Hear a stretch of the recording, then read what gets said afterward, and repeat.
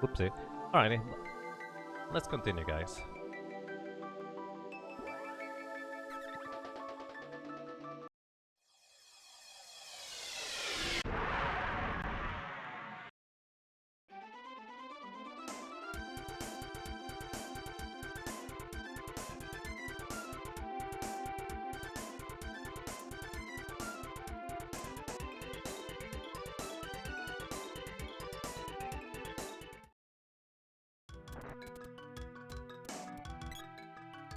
Oh well. So, next order of operation is getting Luna. Luna will help the lady tremendously to get through, well, pretty much all those places with physical attacks, because Luna has the most insane physical attack buffs that you can imagine.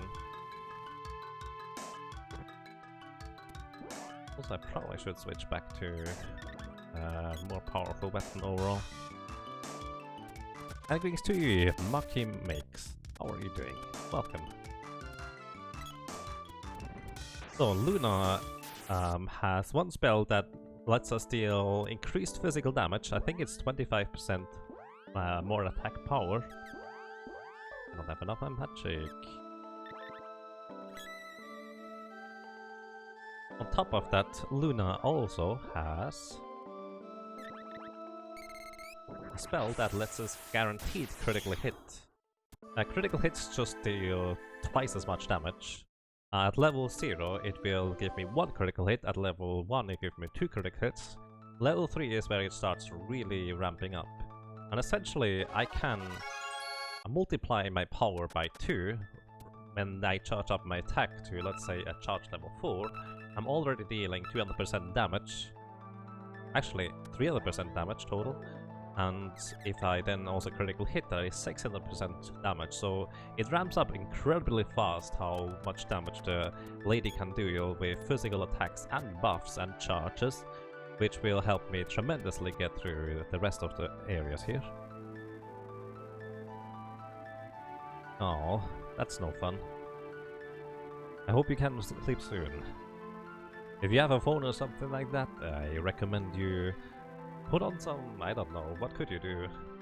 Put on some Sound of Rain or so and try to sleep to that, maybe that helps you.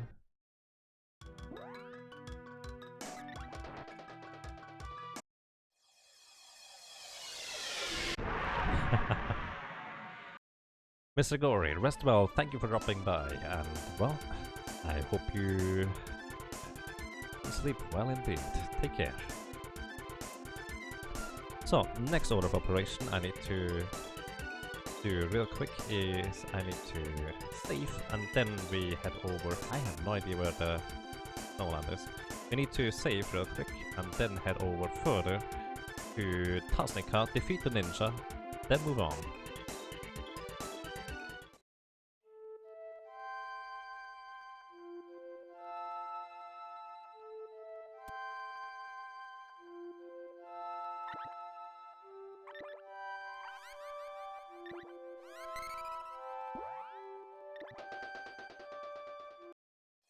Alrighty, what I just did is I basically created a corrupted save file. What that will allow me to do is I will be able to use this save file to basically hold start select L and R for a few seconds and then load the save file, and what that does, it makes the game soft reset, but it does not overwrite the values as to where I am currently in, the location so to speak. And what that does for me is I can then basically load an older state of the game, the one that I just saved where I have not beaten the ninja yet, and I can basically save warp anywhere I want to go to. I will be using that fact to my advantage basically, in order for me to just quite simply not having done Tasnica. So that's the entire point. I don't want to Tasnica yet, in a sense, but I have to in order to progress further. I can't do the skip in the next area without actually completing Tasnica. So what I will have to do is I have to complete this anyways, but then I can just safe warp into a later section of the area in the next place and complete this reasonably simply. Well, this guy is dead pretty much. Good night.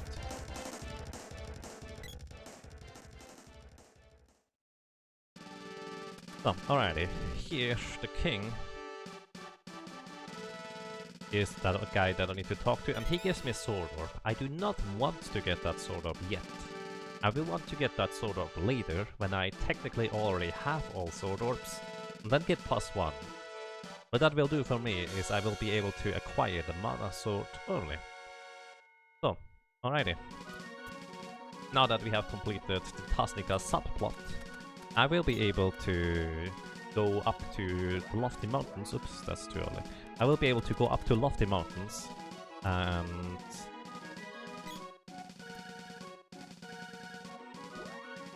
complete the doppelganger sequence, where we need to face our biggest fear or something like that, or face ourselves, I don't know. Either way, we can defeat the doppelgangers. But I will be defeating the doppelgangers on the file where we have not completed Tasnica yet, which means as soon as I enter the doppelganger room, I will be doing that set soft reset. There's my whip. And this will allow me to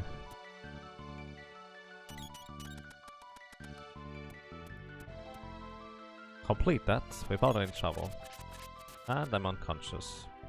That's kind of annoying.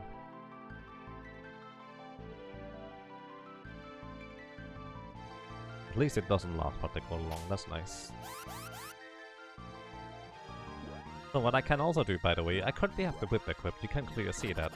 So I'm Pigmit and I now still technically do have the whip equipped.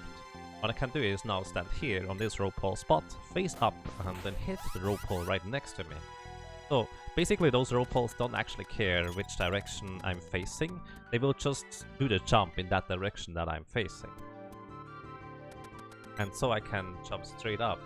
Normally what limits you from just using the whip straight up to hit the rope hole right next to you is that the whip does not have an attack hitbox close to your character. It only has one far away.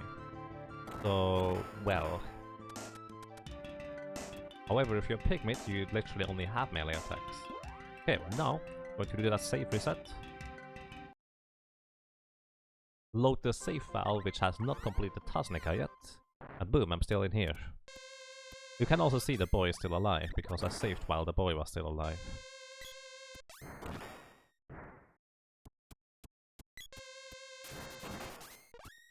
The boy will die soon enough, so I'm not too worried about it. By the way, this is one of two places where we still need the axe, otherwise we could actually skip getting the axe in theory.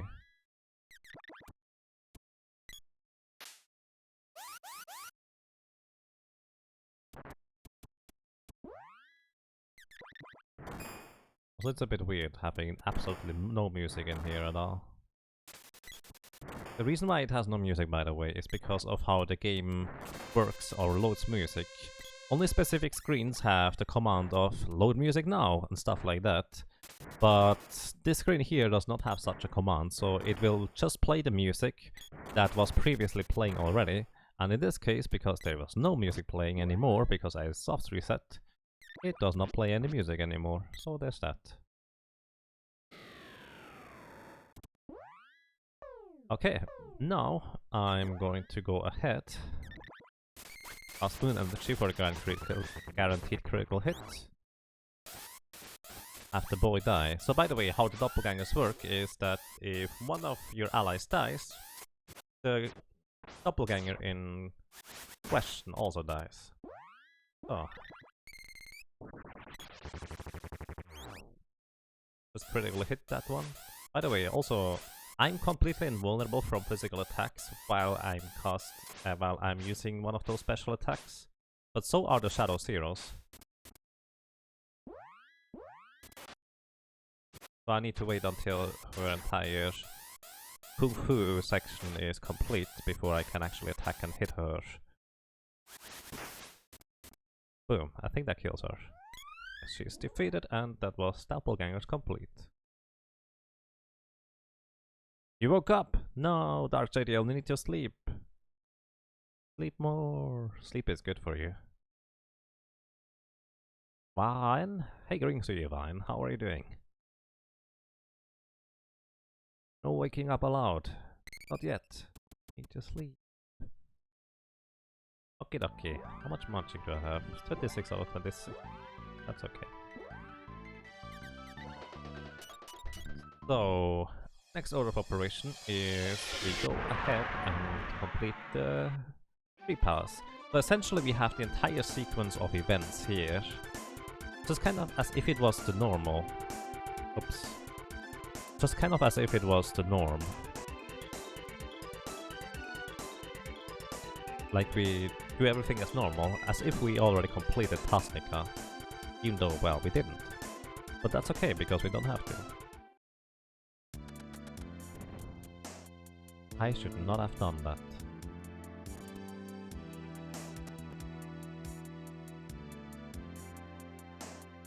Doing fine? Nice. Lurking successful. Nice. Enjoy your lurking. That's awesome. 3.5 hours of sleep is enough for you? I have my doubts about that. So I need to be quick here. Hopefully it's going to work. He needs to jump before he casts a spell. Okay, that's good. I'm going to cast Lucid Barrier on the lady. The other two are dead, that's good. I'm going to pick me the lady. Alrighty, I should be fine here. Now we continue casting spells on this guy. So this guy has really low magic defense, especially for how late in the game he is. His magic defense is just atrocious. But what he usually makes it up with is because he can use Wall, which allows him to repel all spells back at, well, us. Which is no good, obviously. But if I just cleverly sequence my spells, I can prevent him from ever doing that.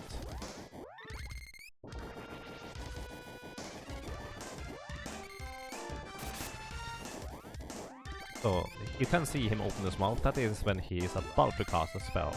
So I really want to kill him right now. Before he gets to do that. Otherwise I might be a bit in trouble. I would have to finish him off with physical attacks instead. Okay, he's dead. Boom. That's precision! I've never seen that, that's interesting. 92.20 92.210000000000000000000001%.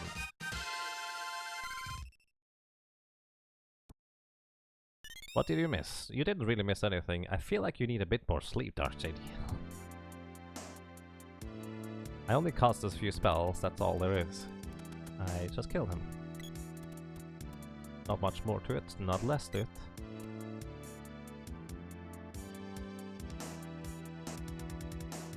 You're surely fine. Okay.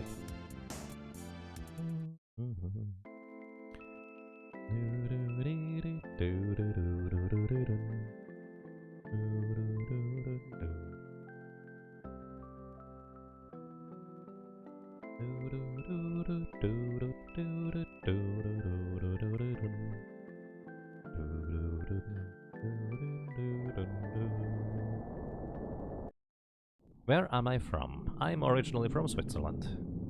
Good morning, good evening, good afternoon to you.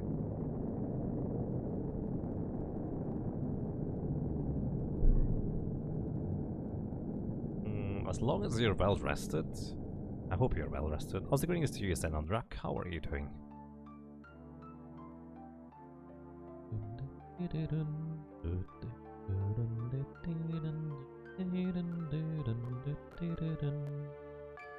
Oh, by the way, I'm also going to use that other save file to skip an underground section later. Oh, you know what? I can skip that right now, actually, now that I think about it. Save for Rump in the Frosty Forest.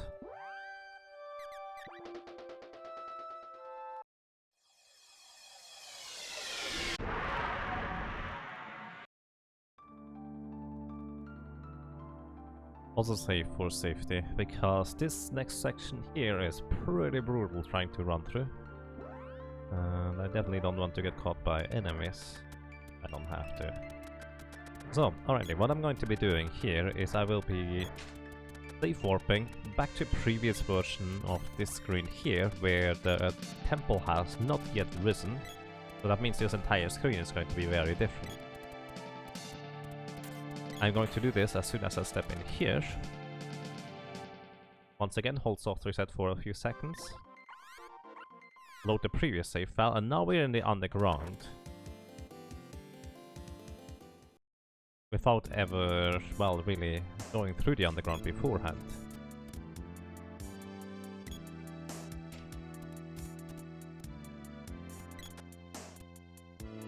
Then we move over to the right over here, where there is an entrance to basically the back door. So I'm going through here, safe far back to my current state, where we have all the current progress really. And now we are at the backside exit, where we can go ahead and just visit Kilroy. Or the Thrill Boy, I guess.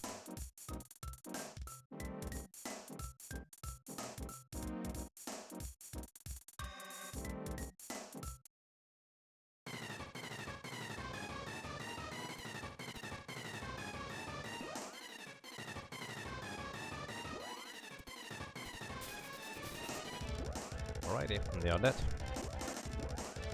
The question is, do I cast more spells on this guy, or do I try to use physical attacks? Either one would probably work pretty well. Actually, you know what? Let's use physical attacks first.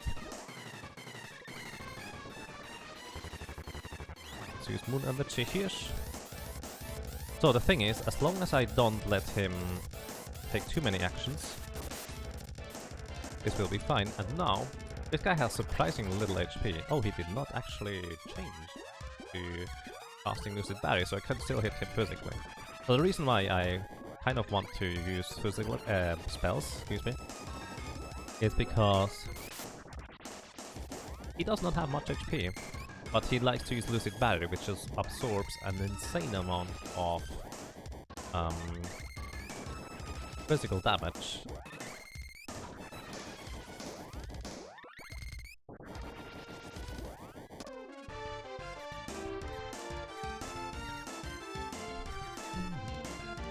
Oh, I need to replenish my fairy walnuts here.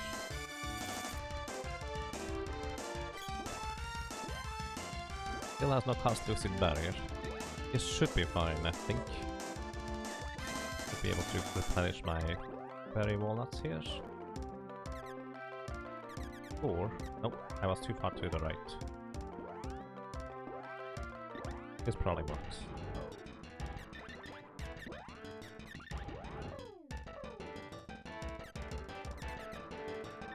Zero. And I'm just going to go ahead, give myself another Moon Energy buff.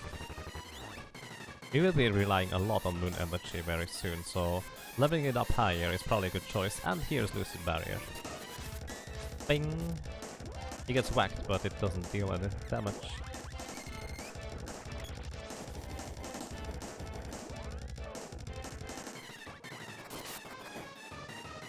Okay, let's just finish him with spells. He has like 1600 HP. That is significantly less than most other enemies. He's dead. He's dead.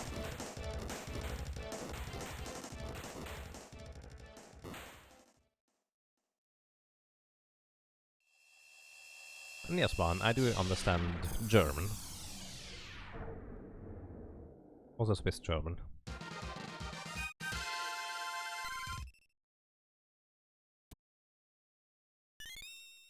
I don't know well time of the day well. I guess so. You need to pick baby pigment to cast fast. Yes, exactly, that is accurate. So, alrighty. Boom, one dead. Come on. Boy, don't kill it. We don't want you to kill everything here. We actually still needed the sprite alive though. Let's see, is that a good setup? Yeah, this would be a good setup, but I already have my fairy walnuts replenished now. That's okay. So, here in this place here, we need the sprite. In fact, this is the last time we actually need the sprite to be around. Here, what I need to do, or what I need him to do, is cast spells on those various switches. And there's not really much of a way around it, not even with safe or shenanigans, other than having the sprite cast the spells for the individual switches here.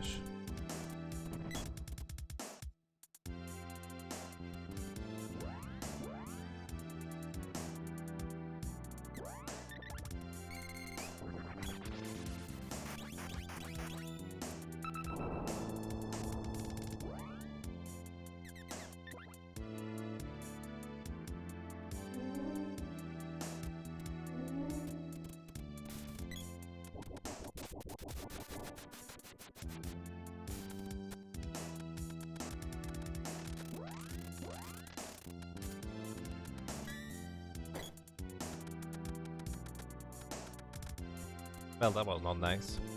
But on the bright side, we have plenty of Cups of Wishes, and the boy is not necessary at all.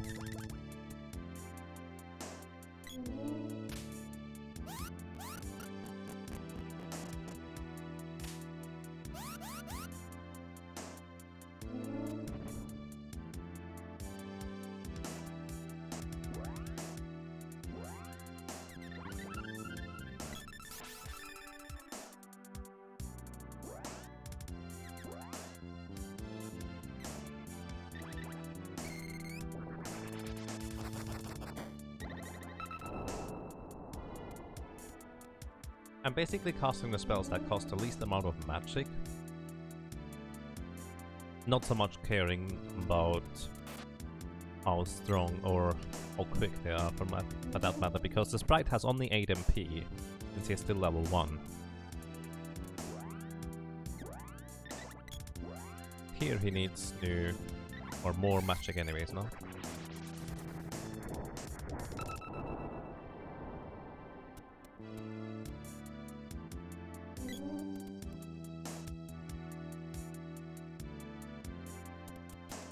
Just realized it's Sunday, no work. Hey, that's nice.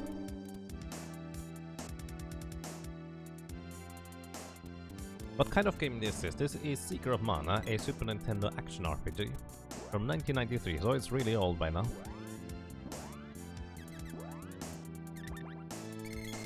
And rest well, PK Scratch, thank you for dropping by, and take care. For the distant sound. If you're wondering what's in those chests here, or the chests that would be here, if they were here, those would be sword chests. Sword orbs, more specifically. Is this the last spell the sprite will has to cast?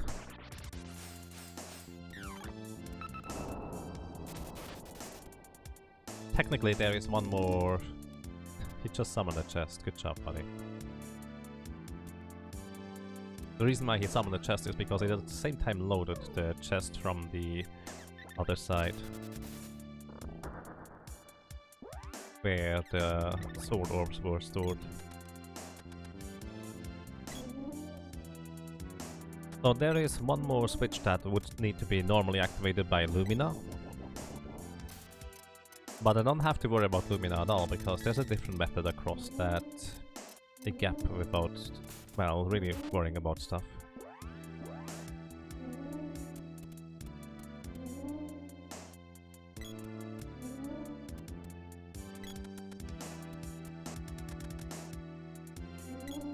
Oh, there we go. That list of taco ingredients has salsa twice. It also has various other things that don't belong in there.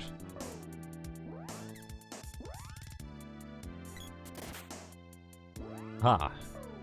So the Oceanid Spear, actually interesting enough, has the chance to knock enemies unconscious at a pretty high rate, which is sometimes quite convenient. And whoop, we are across. Pigming the lady again, because the next enemy is actually weak to fire, so we might as well use that to our advantage.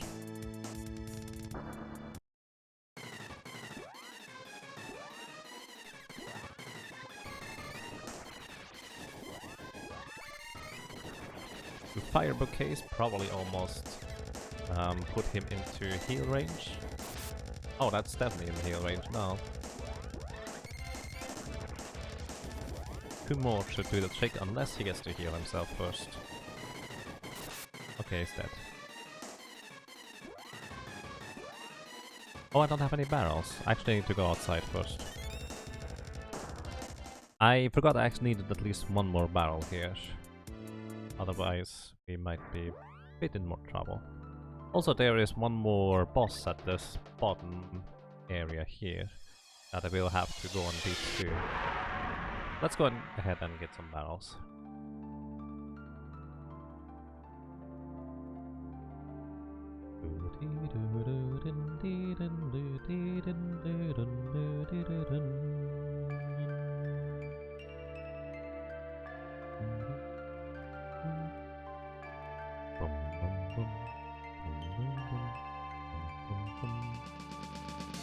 Where is the water palace?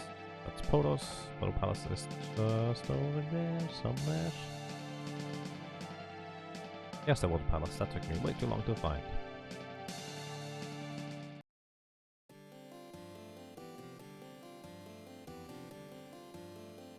I mean, you have to see. When I wrote the thing is what to put in a taco, I basically had no clue about tacos. But at this point I just kind of figure, let's just leave it like that. That sounds interesting.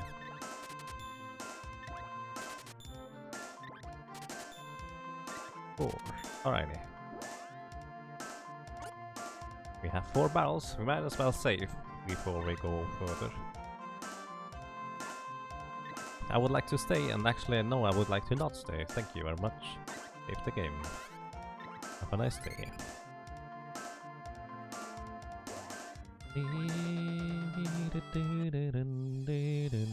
How do I have so much money? I don't spend any. No, the reason is because there's a money glitch. If you sell literally nothing, you get about 30,000 gold, and you can repeat that infinite amount of times if you just want to get infinite amount of gold, really.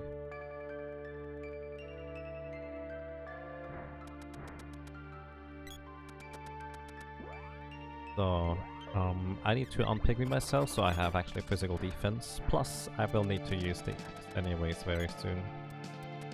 So we are going back down here to take care of one of the bosses that I skipped so far by skipping the underground section, and that is the Hydra. The Hydra is actually one of the scarier bosses to try and deal with as a solo character, because he has pretty mean spells overall.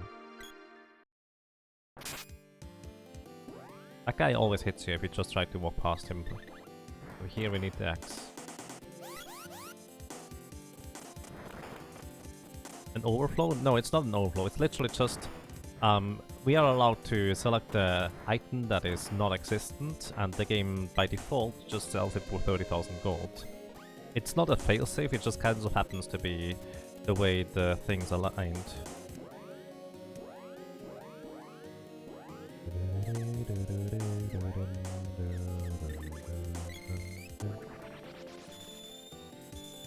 I just cancelled out an Earthlight spell cost of that guy. Wow, that was weird. Ow, don't do that, that's rude. I missed it! I can still salvage this though if I whip. Let's use the Chakram Fist, pygmy ourselves.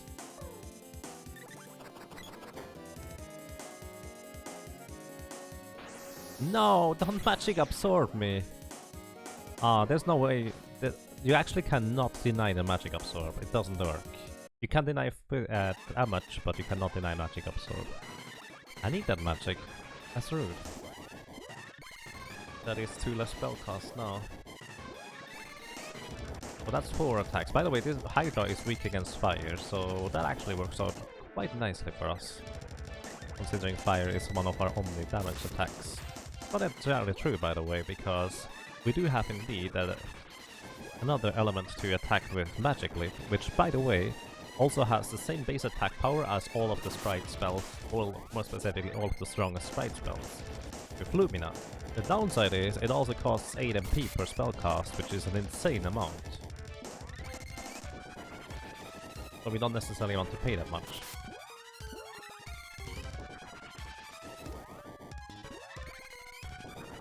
But this should probably kill him. Or to replenish my berry walnuts too.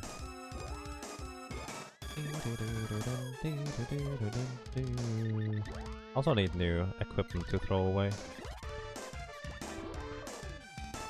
Let's see. Alright, it worked.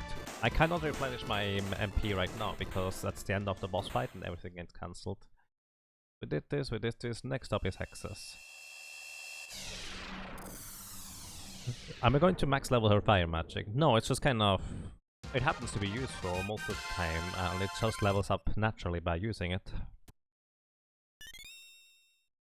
There's probably a developer room in this game too, but I don't believe you've been able to access it yet. Actually, that's not true, Xcodes. I did manage to access the developer room on console. But the thing is, there's not a really developer room. It's more like just kind of a little playground. Not much there is in there, really.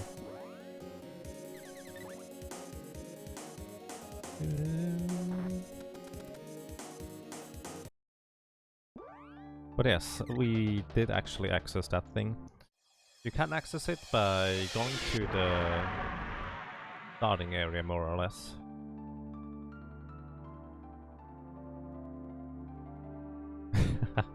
Hey, Durrani, doing quite well. How are you doing? Let's actually just go and defeat Hexus. We should be able to do that without too much trouble. I don't think that's how it worked, Arcadia. Oh, Yunji, thank you for 4 ROMs in a row. Welcome back! Thank you so much. Welcome back. And I'm glad you enjoy your stay. Thank you so much. So, we use barrels for really simple purposes. And that simple purpose is to not get hit at all.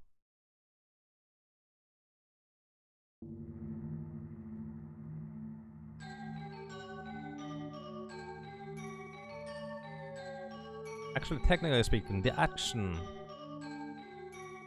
is normal. It just tries to sell the indexed value item, the indexed item for the specific value.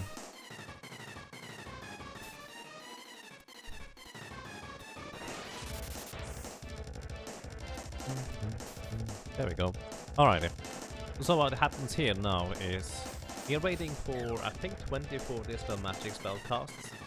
Then Hexus is out of magic. Hexus has too much magic defense for us to really reasonably hurt her with spells. Oh well.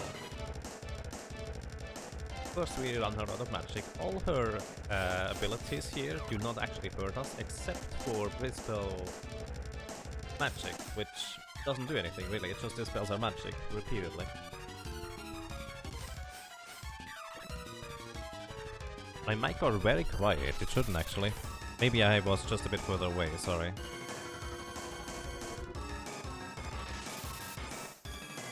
Hi, greetings to you, Mimsy. How are you doing? You're doing good, Durrani? Glad to hear that. Thank you for the good luck. Definitely can use that.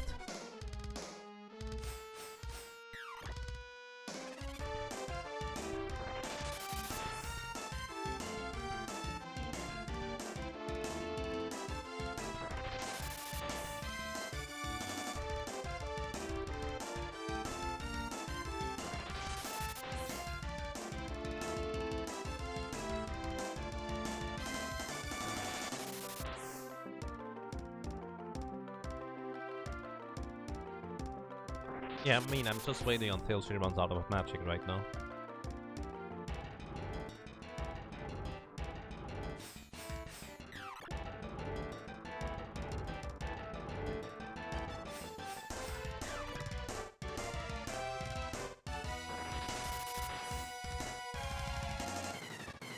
You're fine, glad to hear that.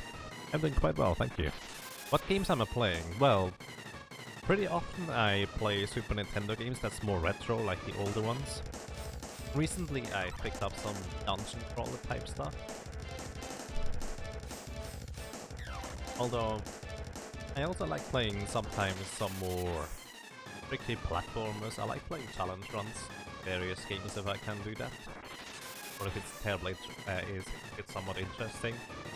Or something like newer games like Legend of Grimrock, I really enjoy as well. But currently it's more like speedrunning is mostly limited to games like Secret of Mana and pretty much of that era for the most part. Although I also have quite a bit of experience in I Wanna Be the Boshi and Wings of Wii and stuff like that. I haven't streamed that in a while though.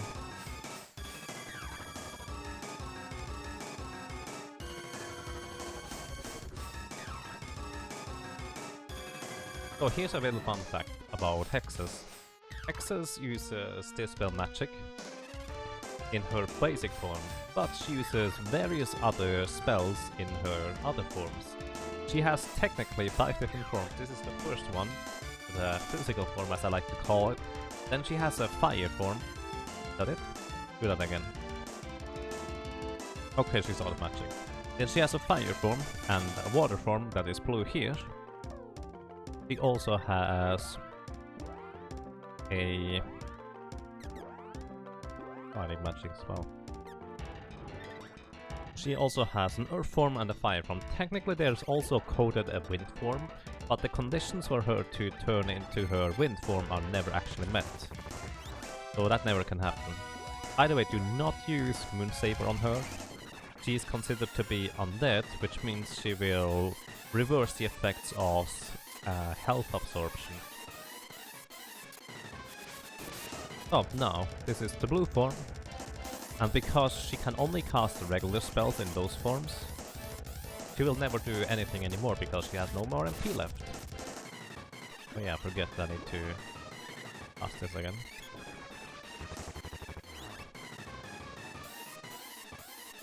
And over here we have the fire form. Basically top right is fire, straight up is earth, and top left is water. If we get close or below her again, she will turn back into her basic form.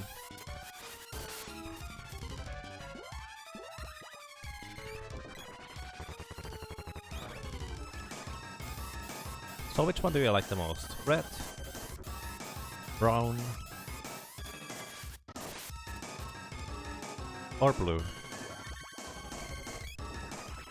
We just had 2 attacks with red, we had 2 attacks with brown, now let's get 1 more with blue and then... What do we do? Blue personally? Let's hit her in blue. So we have 1 more for red, 1 more for blue.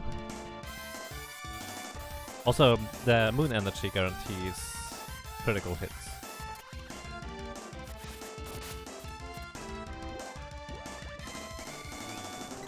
So next up we are going to hit her in blue. Because why not? Rest well non-stop, thank you for dropping by and have a good sleep. Take care. Boom. And she is defeated.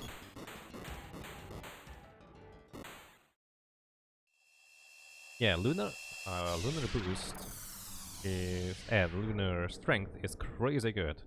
The higher level up the spell it is, the more critical hits it guarantees you, basically. Green! We don't have green. I don't even know which color the unreachable wind form would be.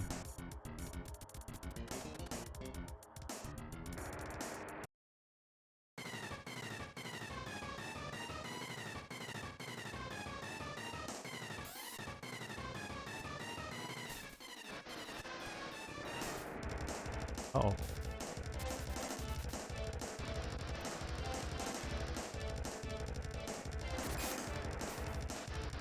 Okay, I'm okay with this. So alrighty, here we have Mech Rider number 3. He is a bit of a strange fellow, to say the least. So what Mech Rider number 3 has special is, kind of like the other Mech Riders, he tries to get onto your vertical position before he dashes across the screen. But if he gets hit, he takes an action, and some other instances he takes some action. But his actions just kind of don't really make sense. The first action he always takes, if he does not have Wall, which reflects spells by the way, he will cast Wall on himself. Then, as long as he does not have a buff, he will try to cast Speed Up on himself. But he will never be able to cast Speed Up himself because he reflects the spells. Which, well, that's all he ever does. He would use attacks like Vacuum Wave or something, the little rockets and stuff like that, if he ever would get the opportunity to, but well, he doesn't. Welcome back, Dark JDL. Kishiro says hi. Question?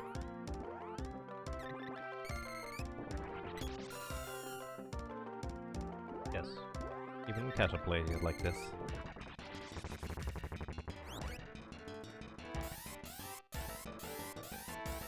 But in casual play you often don't necessarily figure out that he doesn't really do anything if you stay at the bottom of the arena, or just that you don't want to be on his vertical height level.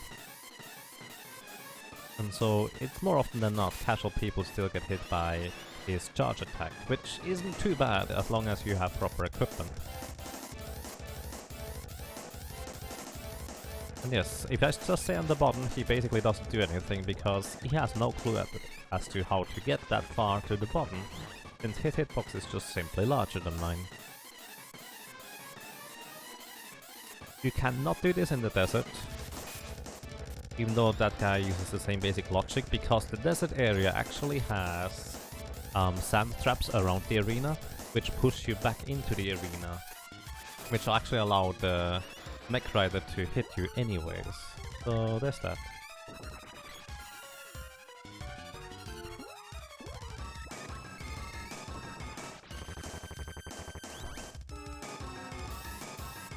You weren't good enough at this game to fight this guy fairly. I mean, there is no shame in using those tactics, honestly, in my opinion. I was always happy when I figured out some weird cheese tactic for all the bosses in video games, because that's pretty much what I really like doing, and that's kind of what I still like doing nowadays. I forgot to split on Hexas.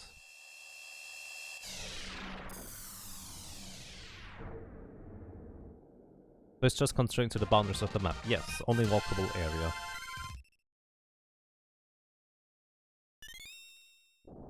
And bad hitboxes? The hitboxes are very precise, but I don't deny that they reach way further than it seems that they should reach.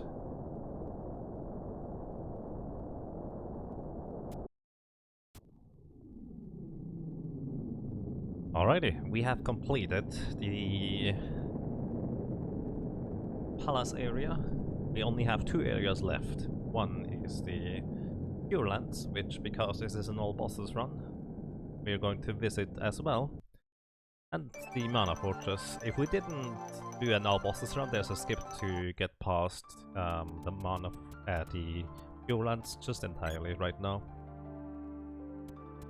But, well, we are going to go ahead and complete this. Oh well, Nico didn't spawn. I keep managing to spawn him, which is silly. How do I feel about Sword of Mana? I actually like it, or more specifically, I remember liking it. It's been a really long time since I played it. But yes, I do recall that I liked that game quite a bit. I'm not carry anymore, that's okay. So, next up, we have now way better equipment, more than twice as good as it is. Then we go upgrade our weapon briefly. Then we head over to the Pure Lands. So what I'm going to be doing in the Pure Lands next up is I will be just here. Okay. I will be leveling up the lady's weapon to level 6, as in the spear to level 6 to be specific. And that will hopefully also give her enough base levels to reasonably survive the rest of the game as well. So spear gets leveled up all the way to the Dragon Lance, which is supposedly really good against dragons. Unfortunately, that doesn't work in this game. We also upgrade the flail, because I guess why not? Also, I will need to buy a few more equipment pieces to throw away for later. I feel like I have not enough right now. Let's actually get helmets instead. Those are more convenient to throw away.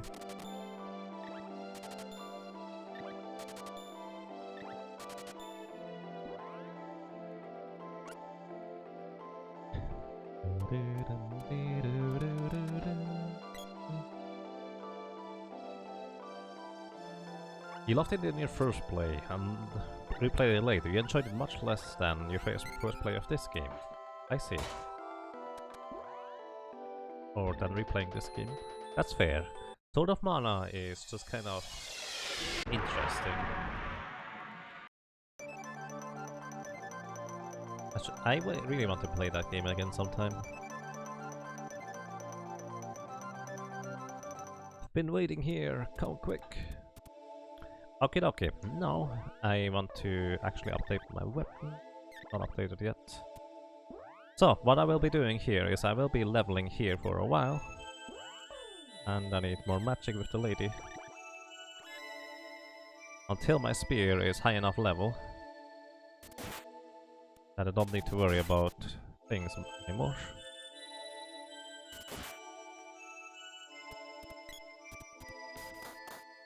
Okay, thank you. So, you may probably remember those Griffin hands dealing pretty crazy amounts of damage to you, because a lot of people either don't know about the Nico in the continent where you can buy better equipment, but even if you do know about him, you usually don't have enough money to buy the new equipment here. So, at least for me as a kid, being around here involved beating up some of those Griffin foots, slowly grinding my way up to more money until I was able to afford the better equipment. So I'm using petrification weapons here to petrify those enemies, which removes half of their HP. I also gain a ton of experience in the process.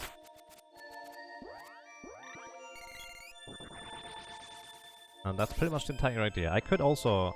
There's no reason for me to not just also use lunar moon energy along the way to level up moon energy as well, since I will want to have that a bit higher level, like level 2 or level 3 should be sufficient. I did not get a petrification there, unfortunately. And I believe I only have one charge of petrification left.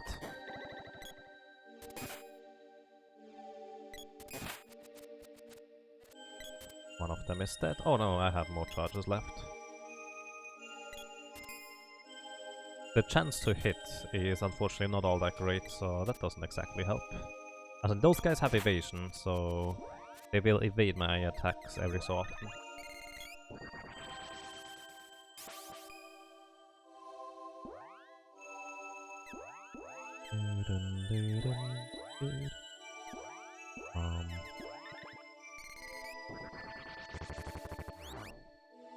Nico literally looks like a traditional Japanese bandit. I guess he does. I mean, in the later game, he was actually used as one of the thieves. Weapon skill up. Spear level 5, that's good.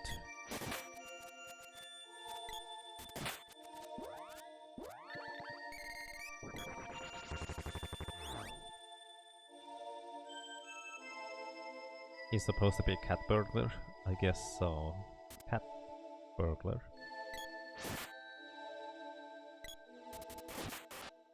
What else is a burglar?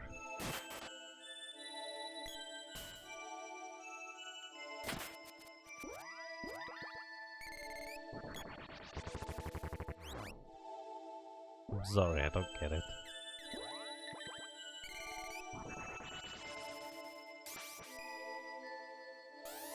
What is a Hamburglar?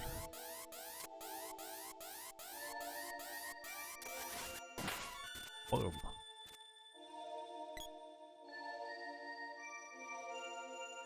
So by the way, if you are doing a boy solo challenge, leveling up on the Griffin foot is a good idea because you also have a chance of getting the Griffin helmet, which is the best headgear for the boy in the game.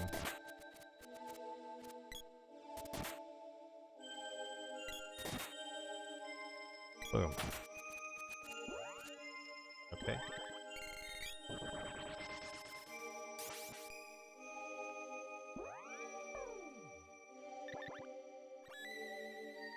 Only in India, is that's no fun.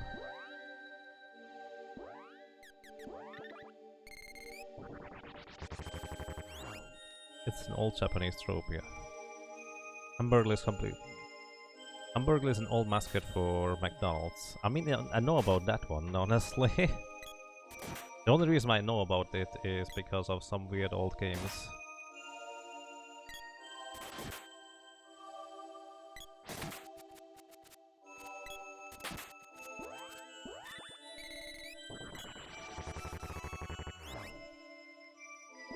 They don't like to advertise robbers anymore.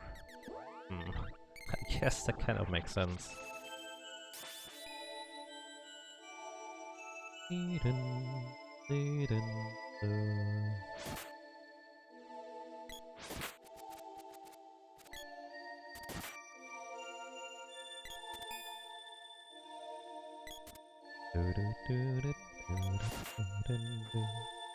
Oh, both of them have half of their HP removed because they were petrified.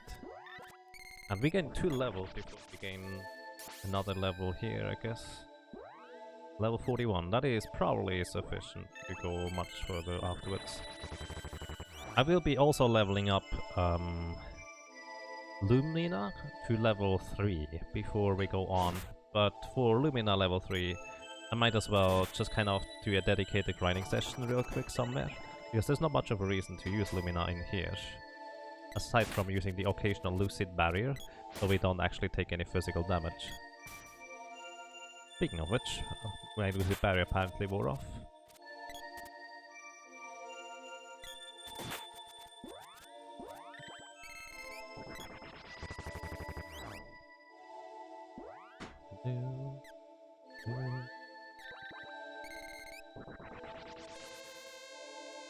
To be honest, it's actually a really good play and works. The Hamburglar? I agree. I actually kind of like that word.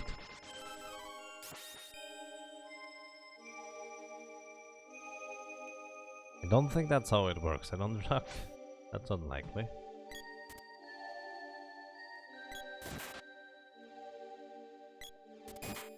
Boom. Alrighty, all of them petrified.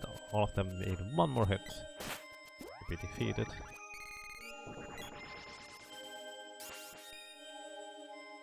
Also, once again, for anyone who did not catch it, the reason why we use Stone Saber is to reduce the enemy's HP by half whenever they get petrified. At this point, I might as well actually just be able to charge up my weapon to like level 5 or so and just hit them with one critical attack and kill them instead, now that I think about it. Maybe I should have done that before. Too late. Not really too late, but that's likely all we need. Greetings, Jagar. Oh, Jagaro. How are you doing?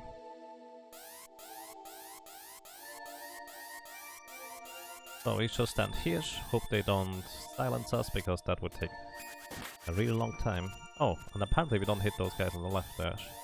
That's unfortunate. But a level 5 attack is sufficient. Let's see whether a level 4 attack is sufficient. Level 4 attack indeed is sufficient. And we did level up our spear. Okay, we also just leveled up a level. Let's go. Next order of operation is we are going to go ahead, revive one of our allies.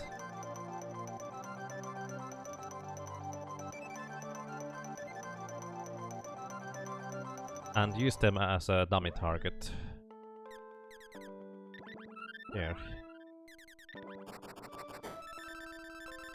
So, now I'm going to be leveling up Lumina. The quickest way to do so is by using Lucid Barrier on one of your characters. As long as we have magic, that is. If we had one more level, we could cast one more Lucid Barrier, but whatever. So, Lucid Barrier allows us to cast... an additional ally allows us to cast the spell here a bit quicker. The reason why I went outside of town is, if you're not in a combat zone, you actually only level up spells half as fast as you do in a combat zone. So you definitely don't want to be, well, in a city or anything like that while training up the spells, because that just literally takes twice as long. Okay, that's Lucid Barrier level 1. For the next level we need... whatever, let's just use that. For the next level we need...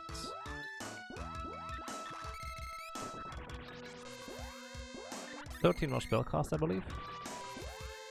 Then the level after that needs 15 spellcasts, so a total of 28 more spellcasts.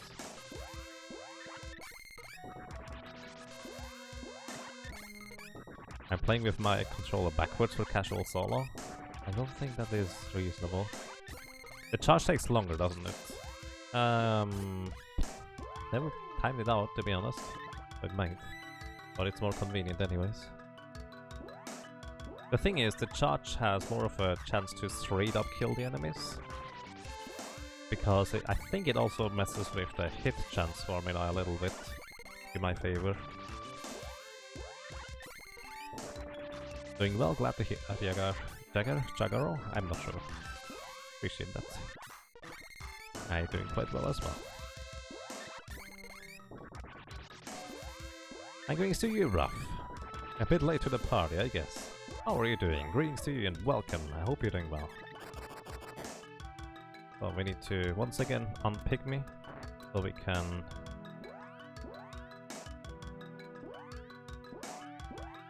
equipment trash some items. So we can replenish our magic. Oops, I need to actually go to the magic menu. 4. I'm not standing in the correct position. But it's kind of hard to judge whether I'm in the correct position or not, because the stand is actually giving me trouble. This should work. In theory, 2 items would be better, because we also have the bows that are getting reduced. What? That one did not. I only have 1 Cups of Wishes left. I guess I really don't need much more than that. That's okay. But apparently I'm standing so far to the right, I guess. Better? This looks better, I guess. Let's see. Okay, that worked.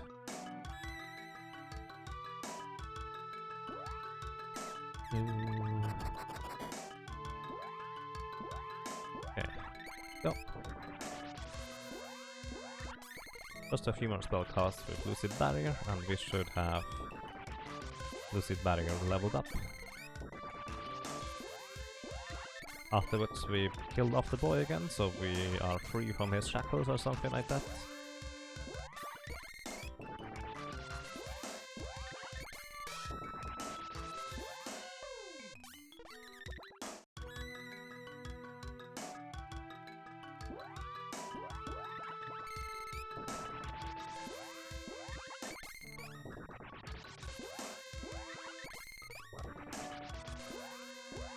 And I think this is it. There it is. Alright then. Got the boy again. He currently has Lucid Barrier, so the spell is the quickest way to dispose of him. Let's go.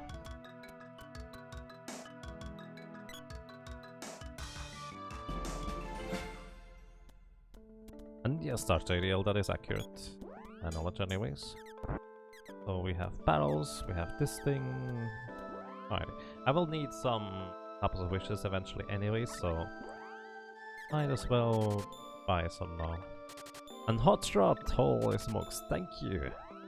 Hotrod, welcome back for 21 ROMs in a row. That's A really long time. Thank you so much. Welcome back. I'm glad you enjoy your stay. How are you doing, Hotshot? How's it going?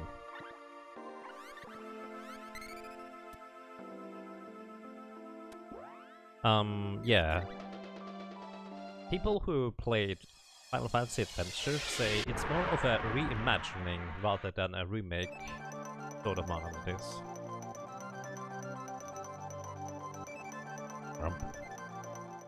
Let's go. Okay, dokie. The reason why I wanted to have level 6 spear level is because that is the whirlwind attack, and the whirlwind attack will help me tremendously being able to hit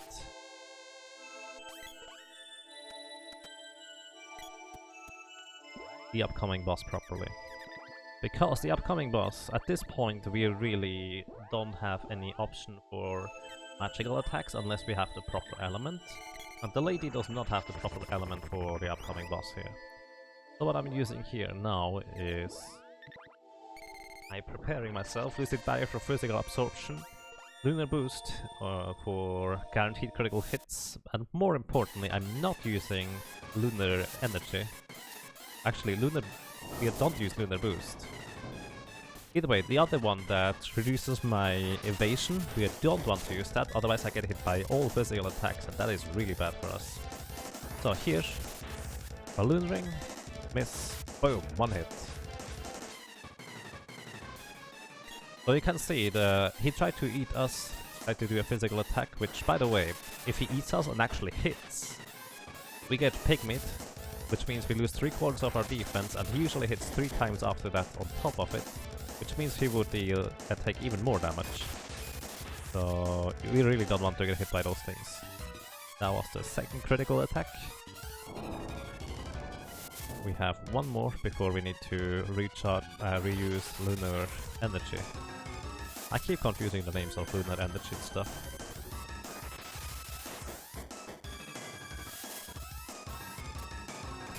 Boom. Alrighty. Also, you can see the physical attacks deal a tremendous amount of damage. It's just kind of... We charge up to level 6, which is 300% more damage, yes. Then we double that, so it's a total of 600% more damage. From a physical attack of a spear weapon that is the highest level weapon that it can be. And already quite a strong weapon in the first place. So we are dealing a lot of damage here, overall.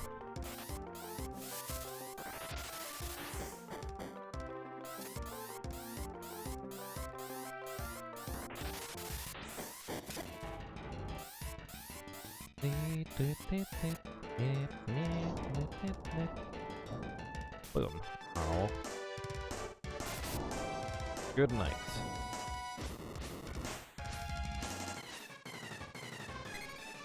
Alrighty.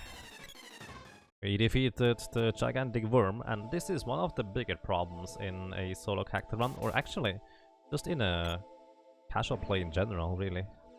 Out of the way. Because this thing is really good, as in really strong. Next up, we have the Snow Dragon. And Snow Dragon, as the name kind of implies, it might be an element we are very good with. Fire.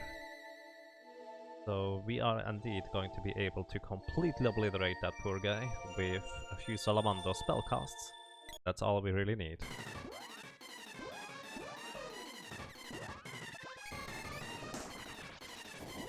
So this is the Snow Dragon. You can't really see him properly, because he's on fire and he's only half on screen, but that's okay. You will see 2 more versions of the dragon anyways, and you will see the Red Dragon for quite a while, because we won't be able to defeat that guy particularly quickly, I can promise you that.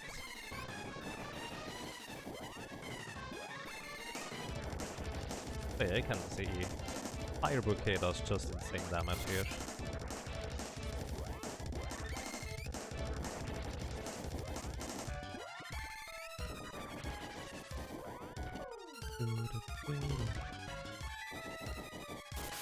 Boom. Good night.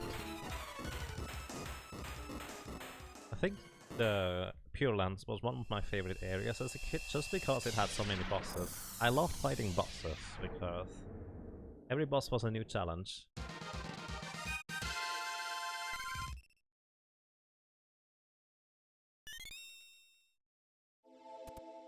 Alrighty, that's that. Next up, the next boss, I forgot this split, whatever. Next boss is going to be Axe-Beaked. He is the reason why I leveled up the bow to level 3. And also, I guess the Red Dragon is also part of the reason, probably a bigger reason. Because Axe-Beak, kind of like Spring-Beak, it's really difficult to hit him with physical attacks in the first place if you're using not a ranged weapon. And even the ranged weapon Boomerang is really not good against him. Only the spear and bow are really particularly useful in general. So, here with the Elven Bow level 3, as high as it gets, we can use charge attacks to deal quite a good chunk of damage. Also because we don't really need to be worried too much about his physical damage. I use my Lunar Boost to increase my damage output by another 25%. However, I am not sure. He uses a spell here. I'm not sure which spell that is. Good, because we Lava Wave. Lava Wave we probably would not take too much damage from. He's not a particularly strong boss. Also, he does not have too much HP. I believe 3 times 999 just kills him, which means, considering we do about half of that, about 6 attacks would probably kill him. If we hit ever, that is. He just likes jumping around. He's like a rabbit. Lava Wave, level 7. So here's a fun fact, Lava Wave level costs 4 MP, and it's weaker than Fireball, which only costs 2 MP. Actually, it costs 3 MP, excuse me.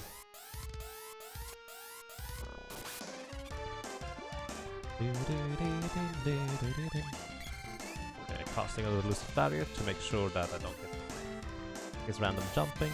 Maybe I should just wait here until he jumps into my flank range.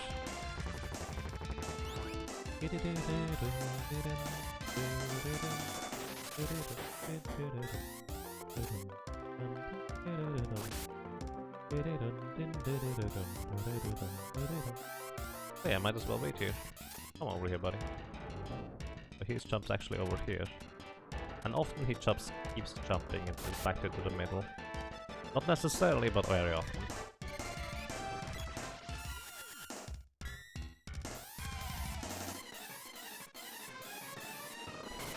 I hit him before he ran away there.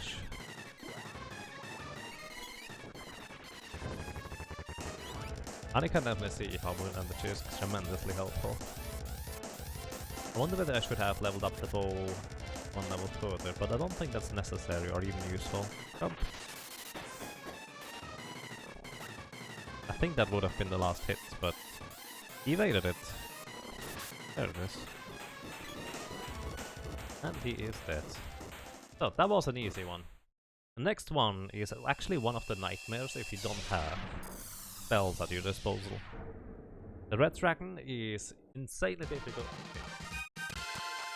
but it's not quite as insane anymore as I made it out to be originally, so that's a plus. Originally I thought you could not hit him with ranged attacks, like the Javelin and the bow projectiles just seem to go straight up through him. But by now I figured out that is because he has a really long time of invulnerability during his, well, stay on the screen, I guess. More specifically, let me explain how the Red Dragon works. As soon as the Red Dragon flies away, and I will try to make him not fly away initially, kind of seeing whether that even works. The way the Red Dragon works is, if he flies away, he flies eventually back in, gets up to close to your character, just far enough away that you cannot hit him with a spear before he starts using an attack. And while he's using an attack, just basically a little before he comes to a halt, he's invulnerable for about 5 seconds or so, and then you can only hit him once again after... Did I just save? after he starts moving again. But if you try to do this with a solo character, if he starts moving again, you are dealing with a spell that he just cast at you. And that is usually long enough for it to just kind of, well, you can't do anything during it. Too bad. So there's that. You like hard games, you hate unfair games. I agree with that.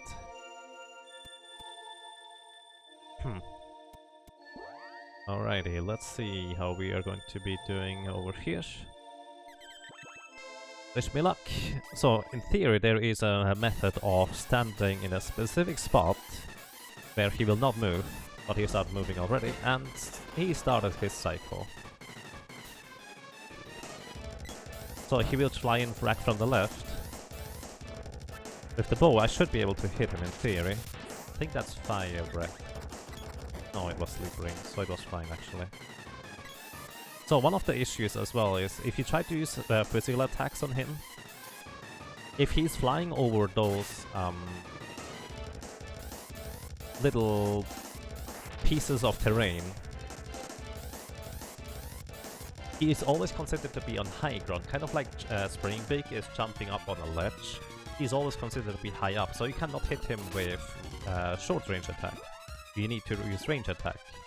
You can now see why I originally thought that this guy was the worst boss ever, because I could not properly damage him since he was pretty much always on a high ground, and I thought you couldn't hit him with projectiles, but it turns out you can actually do that, so it's okay. I try to find a spot where he will attack me with the tail instead of anything else.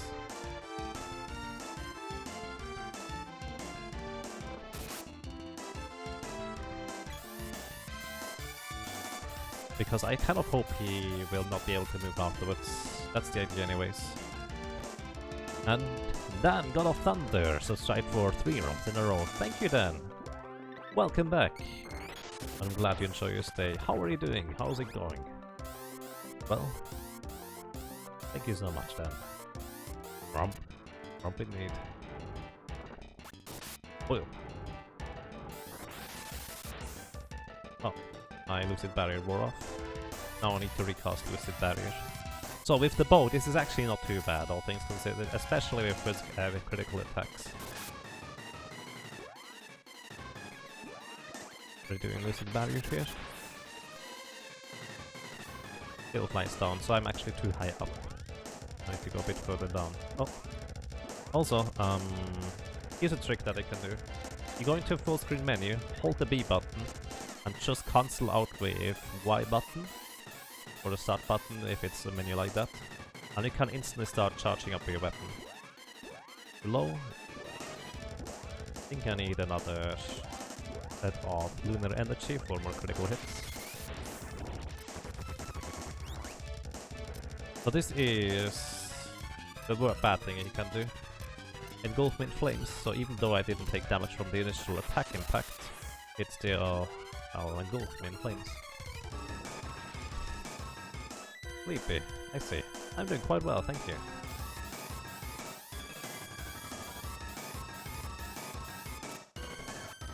So he already came to a full stop there, the dragon that is, which is why I couldn't hit him. Or I need to replenish first. Fire Breath is going to engulf in flames again, unless I deny his attack. Right, left. This works.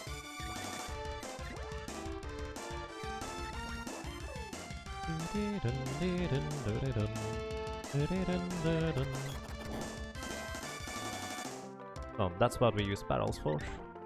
Barrels have the unique property of this denying every single physical attack, and Fire Breath is not a spell, so it's a physical attack, naturally. Did he just kind of coming up from the top as well? That was weird. Boom! Alrighty. He's not nearly as bad as I thought he was. So at this point, Gorgon Ball is probably the worst boss of the solo character challenges.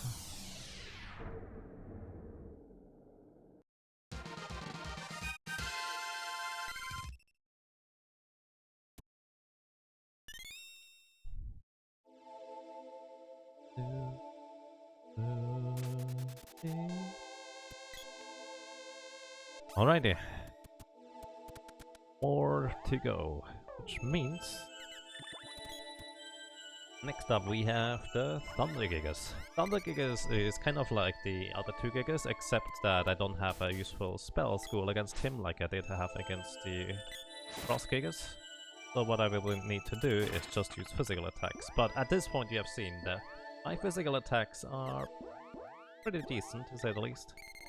I will just have to use a physical attack and then not get hit by his spell, but that's actually easier said than done, because we currently have the issue that the whirlwind attack is taking such a long time to complete and execute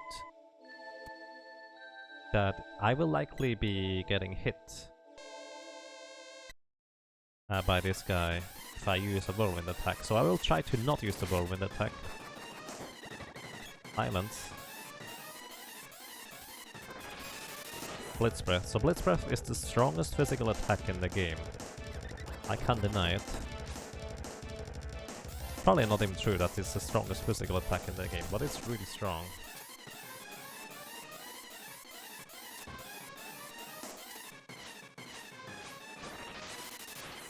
Okay, we actually managed to get through this anyways, so it's fine.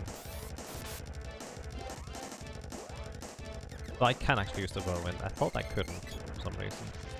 Hey, he gives me Thunder Saber level 7. That's really nice of him. Even though it doesn't look like it. We do actually have Thunder Saber now. So Thunder Saber doesn't do anything. The original idea of the Frost Gigas and the Thunder Gigas using Saber attacks on you is that they wanted to give you an element that is not good against them with physical attacks. But unfortunately, well, spell elements just don't work, and instead of him cutting my damage in half, he actually increases my damage a little bit.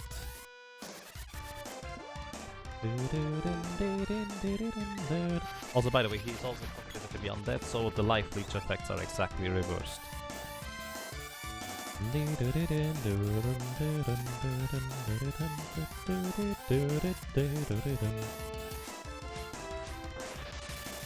really doesn't help that we have... Also, Lucid Barrier protects me from that most of the time. Really doesn't help that we keep missing him. Also just regular misses, nothing too spectacular. It's whacked again. I'm renewing the Lucid Barrier here. Basically, at the same time as avoiding taking the damage from Blitz Breath, I also get a completely full new barrier. It's pretty good. Could not actually hit me, that's okay.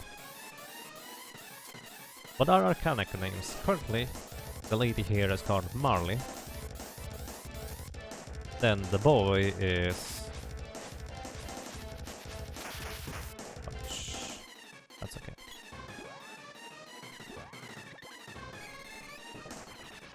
The boy is Dan, in honor of Final Fantasy 1 speedruns. And the sprite is... Weasley, or Wesley? Weasley, I think it's Weasley. Or something like that. Wesley? Could be Wesley.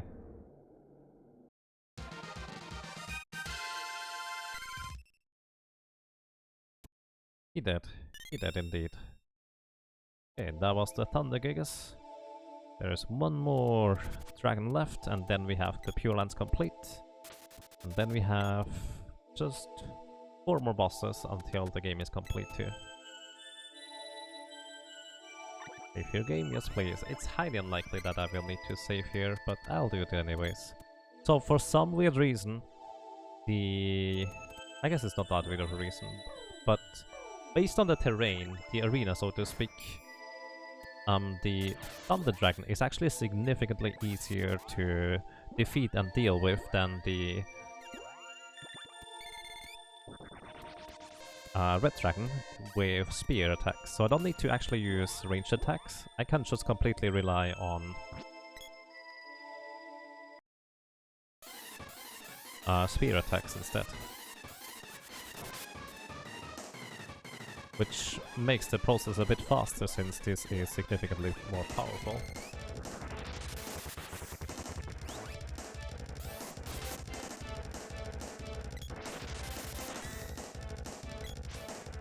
Oh, we can also apparently just make him stay. The red dragon never stays, but this guy seems to stay. I'm okay with this. Also, I think I just have figured out why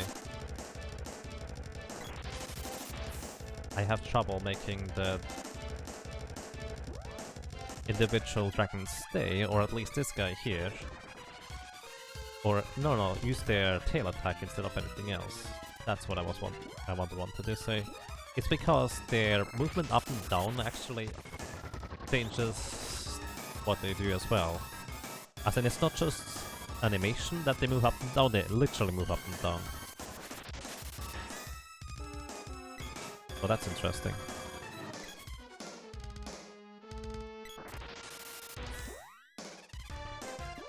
So, he just used that many attacks on me.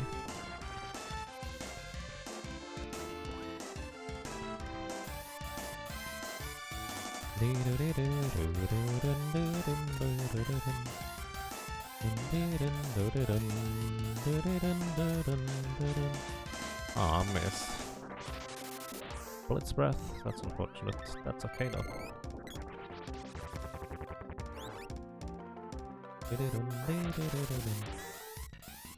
Come on, use your tail attack. Or not, that's okay too.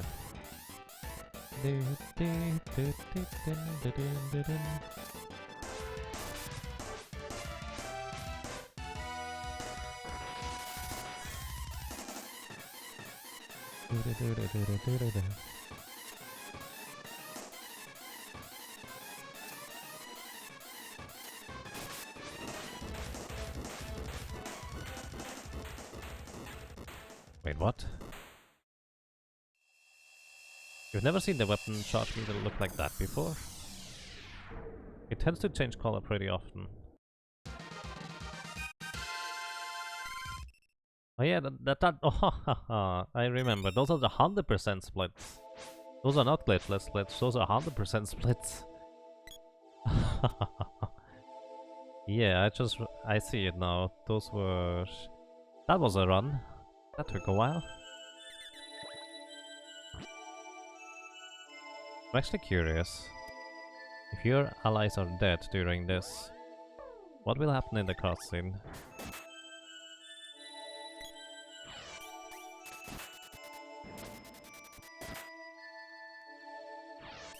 Come on, the Griffin Hand, attack us. Attack us, please. Thank you. Thank you.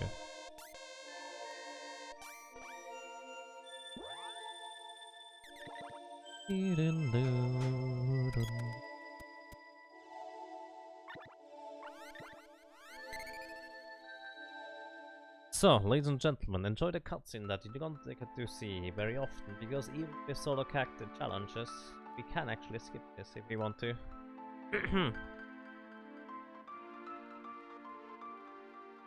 And yes, namely named, I would like to keep stuff cleaned here, so... make sure you keep that in mind. Because unfortunately I cannot really follow the entire conversations too well right now. Well, right now I can, I guess.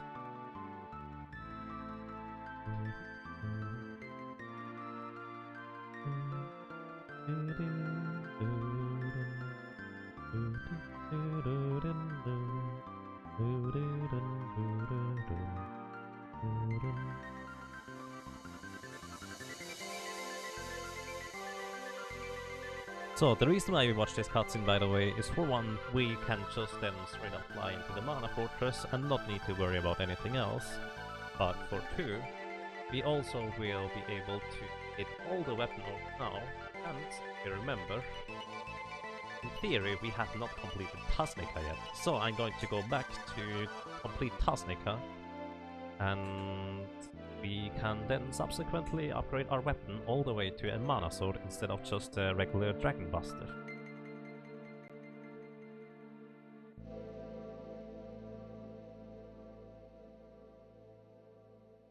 So that's basically what we're doing here.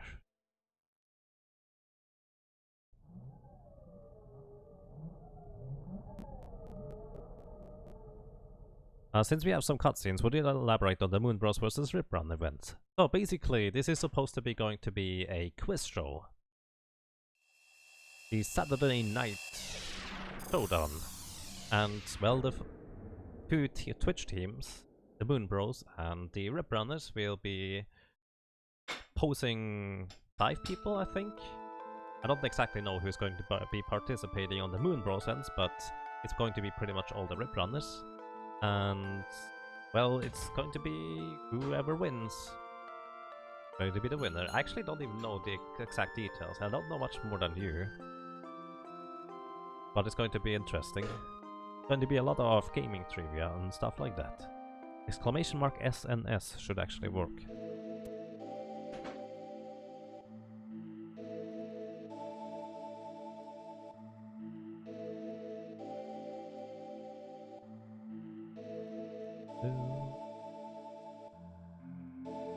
So, the other 2 characters are still blinking as if they were dead, but they did get revived during the cutscene, which is interesting.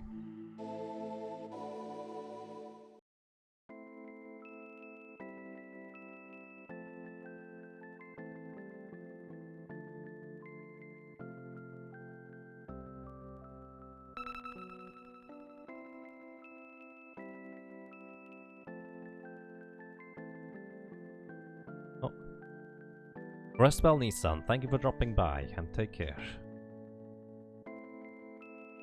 Okay, okay. Let's head over to Tasnica, which is just north of here. Afterwards, we will be heading further over to Southtown for a special event. More specifically, you know, ladies and gentlemen, this is a solo character challenge, so let's make this actually a solo character challenge, right? That sounds like a good idea.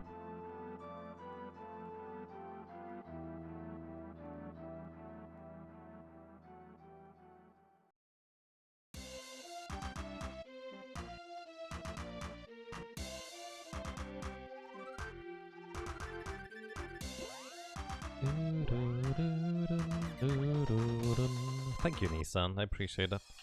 Snowman, you say? Well, they will take a nice little vacation in Snowman's Land.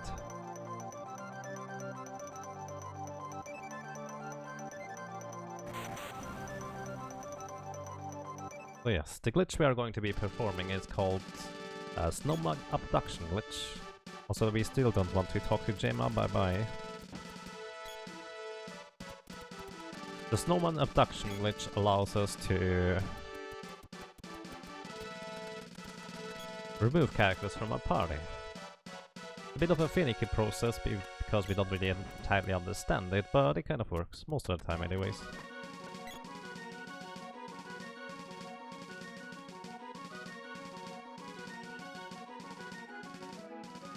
You can add quotes actually, Rough, if you want to.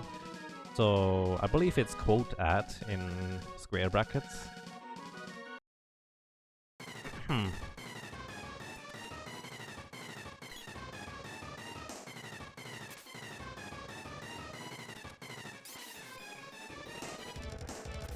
Boom. Good job. So, let's just use a little bit of loosen beam here. Boom. He's dead. Fun fact, this is the first instance where we can actually get a really high level item from the Darkstalker. I guess it's not really the first instance. Those knights in the Dark Temple have even better items. So this king here will now give us an additional weapon orb, even though our weapon sword level is now at max power already. We have +1 orb, and that is indeed the Mana Sword orb. That you cannot normally get unless you use glitches. Or a really obscure sequence of events. No, I think actually you need to use glitches in order to get this.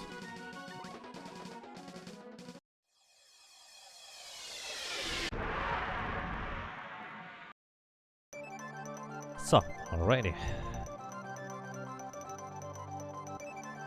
Where we now go is where many characters have gone before. It is Snowman's Land. Snowman's Land is where, well,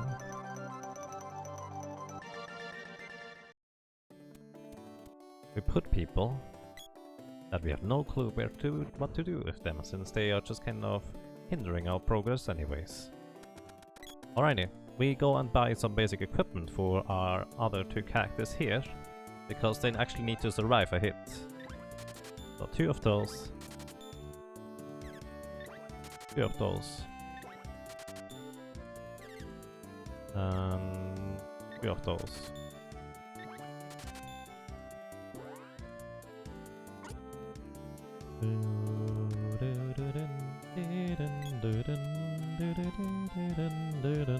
How's it greetings to you, Flairstar? Welcome. Hope you're doing well.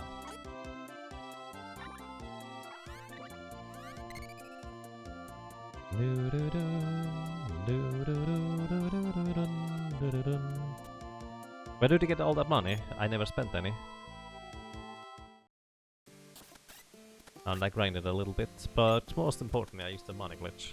There's a glitch called the Blood glitch in this game that I take full advantage of. So, the lady here is actually strong enough that she will never get hurt by enemies here. Let me put those guys here into a corner. I need him to split up once more. Okay, dokie. Now we revive the boy, equip him with basic equipment that we just bought. Raccoon cap, golem ring, and this thing. So now what we need to have the boy do is essentially run into those guys, switch to the lady, use a medical herb just as the number settles from the damage he took, and then we switch to the boy and run into the blobs. Basically pushing against the blobs, or against enemies as a snowman. And with a little bit of luck and practice, we remove the boy from the game. And we do the same with the sprite here. By the way, this boy still technically has the raccoon cap equipped, so I can't equip the same equipment piece anymore. Like, yes, this one equipped, I believe. Yeah, I can't equip this because he still technically has it equipped. Alrighty, same deal with the sprite.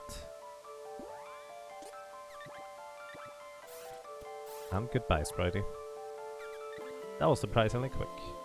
So this is now a true solo character challenge. And greetings to you, Gobblestabblefar. How are you doing? Hacker. Not a hacker.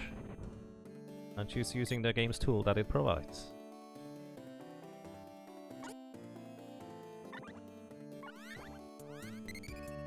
I think it's... Oh. Port at...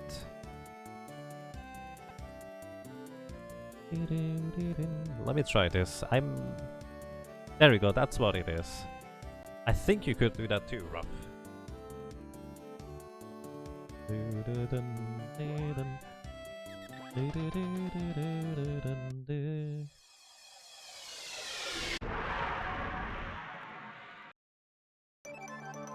Alrighty, let's go on to the final fortress, Mana Fortress, where we will not be dawdling around for too long. We just straight up kill anyways. Or that's the idea anyways. Oh, I'm an idiot. Ha! I forgot! I wanted to upgrade my weapon, didn't I? Whoops. I forgot about this. That's not clever. I need to go and upgrade my weapon.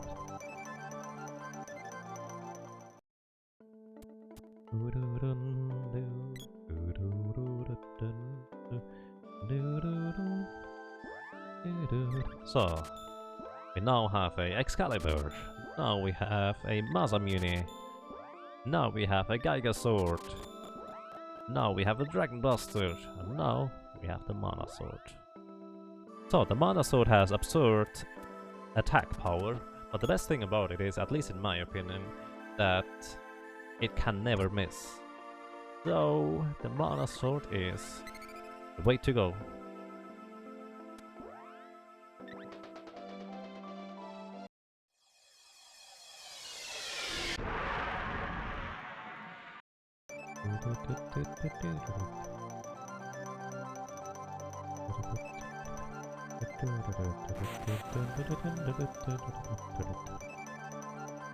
So let's get this going. So interesting enough, the lady actually needs the least amount of levels compared to the sprite and the boy in order to complete the end game. As in, she could probably do this way earlier already than what I have currently as a level, if I just bothered to do that. Earlier, that is. The reason for that is because she has buff spells that allows her to deal insane amount of damage just straight up to the Mana Beast. It's still not going to be without the risk, and ironically enough, even though most of the time the Mana Beast is one of the easier bosses to defeat, in this case it's actually one of the trickier ones to handle. Also, by the way, that was not a critical hit, that was just a straight up 300 damage attack. Also, I would like to not get energy absorbed, that still does quite a big amount of damage to me. I need to level up the sword a little bit higher in order for it to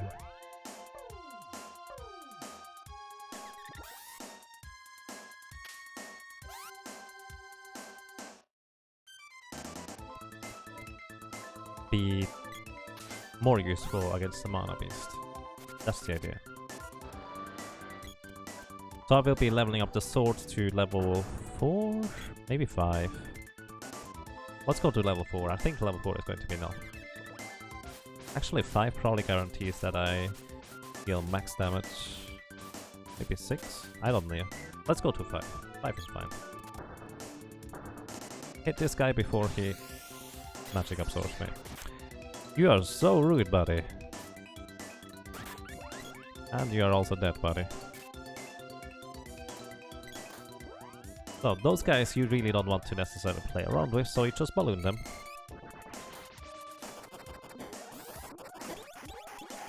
And they freeze me, which deals a bit of damage, but not too bad. As I said, the best thing about the Mana Sword is really that it cannot miss. It's just awesome. No chests.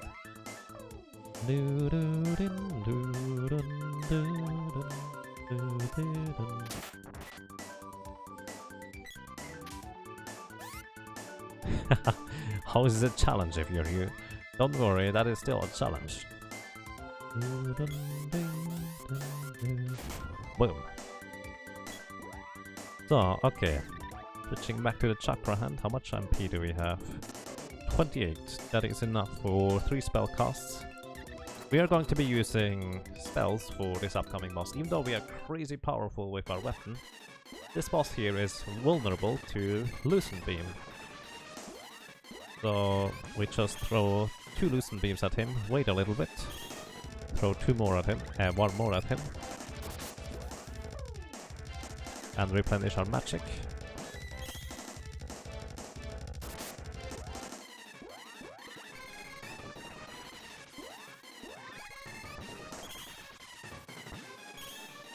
Boom. Oh yeah, the main downside of Loosen Beam, as mentioned before, is just that it costs so much magic. But it's really not too bad, I guess. I'm going to unpygmy myself here.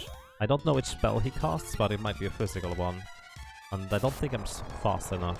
Right, it was a magical spell. Oh, stop it. That is a physical spell. But it actually hit the wall, so it didn't matter. Never mind, it was something else entirely. Is it back in level 4? Boom. Let's just finish him off with individual ones. That is simple enough.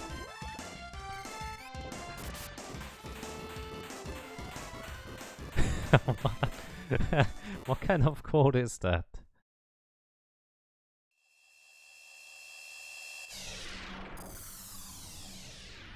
Oh. So. Buffy defeated. He really falls quickly to just random spells here. So, as mentioned, I will want to level up my Mana Sword. The way we do this is hit this guy a bunch. In theory, I could actually try and go on and kill other stuff with my weapon, I guess.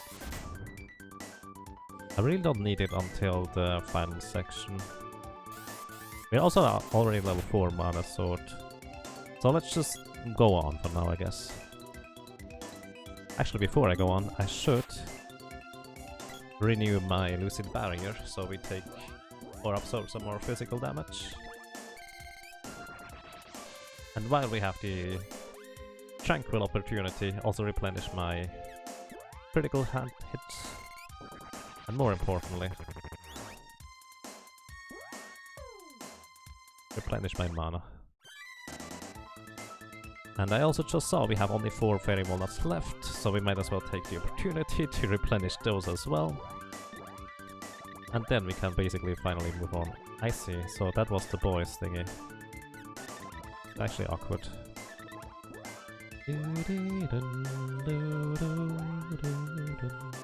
Okay, let's go.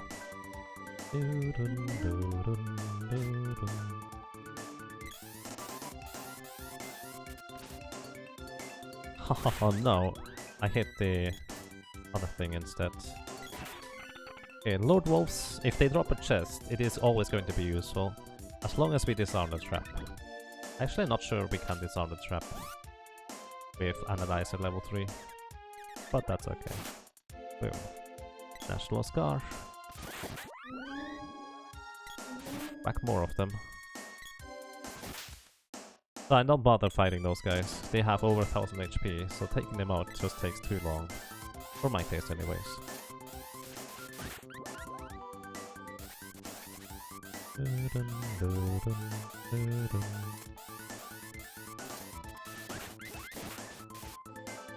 More deaths. I guess I'm just killing random things along the way. Turtlands does not have anything worthwhile. Oh hi, where did you guys come from? And we just leveled up the weapon to level 6 just before the boss. How convenient. Okie dokie. Replenish our critical hits. And also, this boss never uses... Oh, I just remember, this guy can actually be dangerous. Let's see. That's actually really good damage, and this is why he can be dangerous. Although that was a really low damage roll. So I tried to deny his...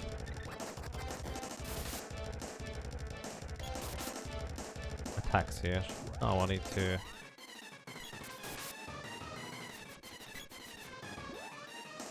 get more lunar energy. 500 damage just with regular swings is actually a lot. This guy here is weak to Dark Element and has an insane amount of HP.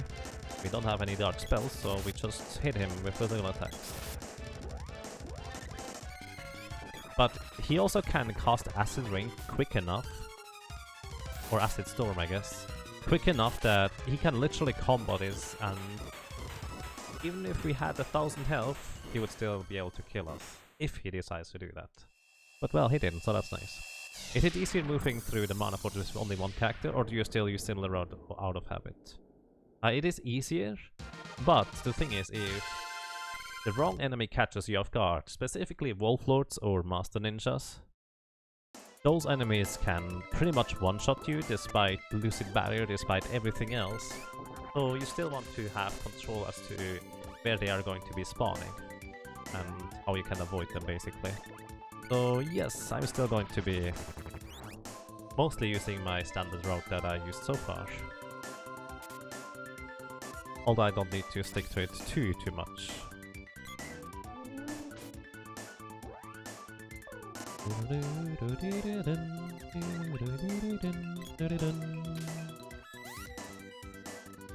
So for example, here I can just go down, because I know there's going to be that ninja, but it's not scary because I can move reasonably quickly through here. We despawn those guys, but there's going to be the Wolf Lord instead, if they didn't already spawn another guy. That's interesting. So here we go. And Master Ninja always spawns. And let's just despawn everything in this room because it's way more convenient. It is also card habit, but it's more convenient here. Despawn the 2 Wolf Lords in this area. And just kill that guy because why not? You don't want to get hit by them. You really don't want to get hit by them. Those guys can critically hit. And the critical hits deal about 900 damage? Or something like that. Pretty crazy. As in, they can literally one-shot you. They can one-shot the level 99 character, those monster ninjas, if they get lucky.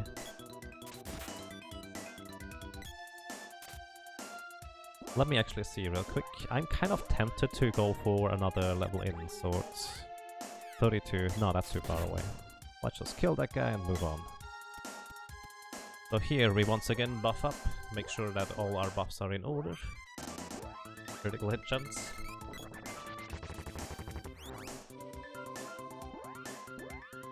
Physical barrier.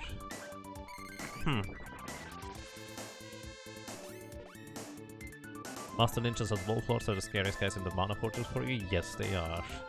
Terminators can also pack by the punch, but they are very, very predictable, so you don't need to worry about them most of the time. So, alrighty. The way I'm going to handle this is I'm going to use a mix of physical attacks. Also, this was splits for the 100% run that I did. I don't need to worry about that, thankfully, right now.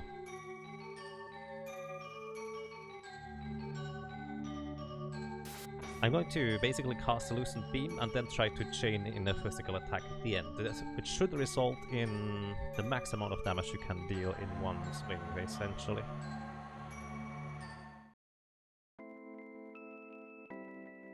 A hedgehog in Mana Holy Land and used to multi-hit me and kill my party. The hedgehogs? Yeah, they are grey hedgehogs in the Mana Holy Land. And I also remember them being rather scary and rough to deal with. I mean, it really didn't help that as a kid, I never wanted to use spells against regular enemies. I just thought that was a waste. That's not good. I can't use that. The concept of actually leveling up spells beforehand, before facing the enemies, never occurred to me either. So, yeah. Oh, alrighty. Lucent Beam.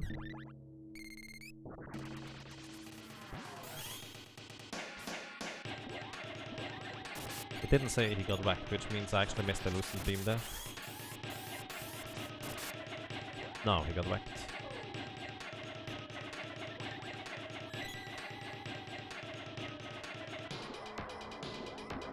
I think I have enough time to charge up for a level 1 attack.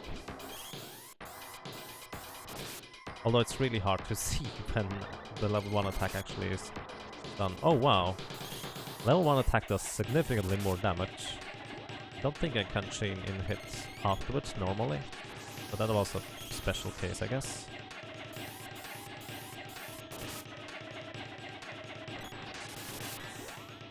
Pigment's Glare, well, if you want me to cast spells quicker, we can do that too. Wow, what was that? Lumina didn't look quite right there, if you ask me.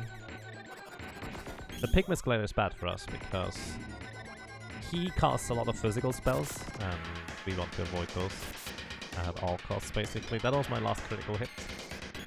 I'll need to cast a new one.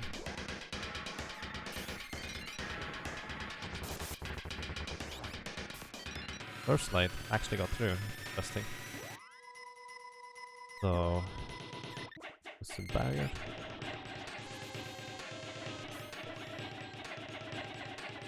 We can try this.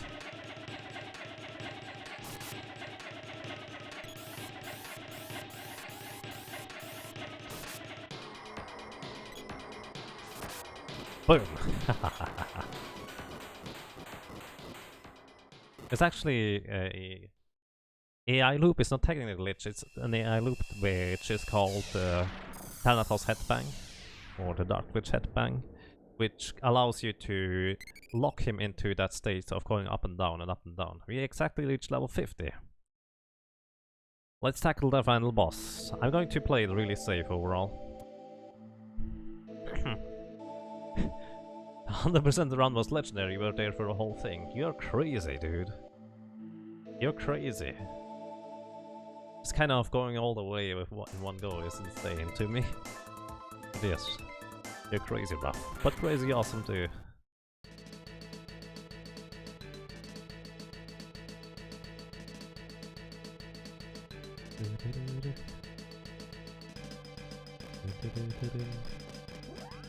So, alrighty. Back up we go. Magic leveled up to the next level. We actually cast lightsaber here. Maybe I should cast something else instead. I should cast Moonsaber instead, actually. Because that also heals me at the same time. The slight damage increase. I don't know whether we need it or not. I will cast this anyways. Lunar boost. I don't think this will last long enough, but let's see.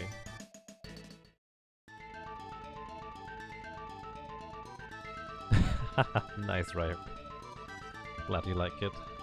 Yeah, that 100% run took a really long time.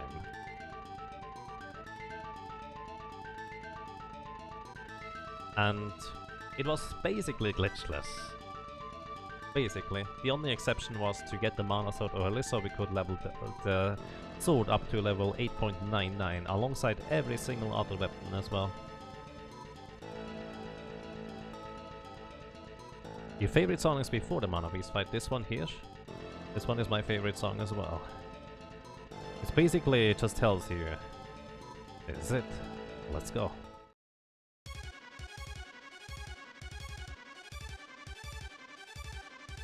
Take the sword. We'll cast mana magic, then mana sword will appear.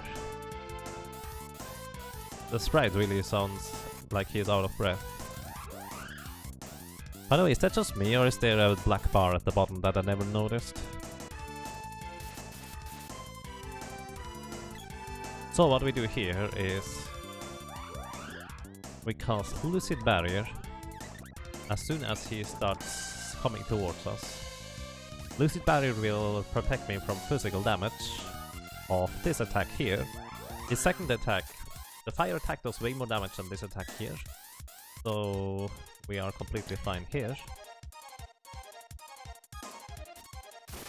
Boom. That was one hit. But, unfortunately, I will only get one hit at a time. The reason for that is because I want to be really safe. So what I'm doing here is I'm pigming myself.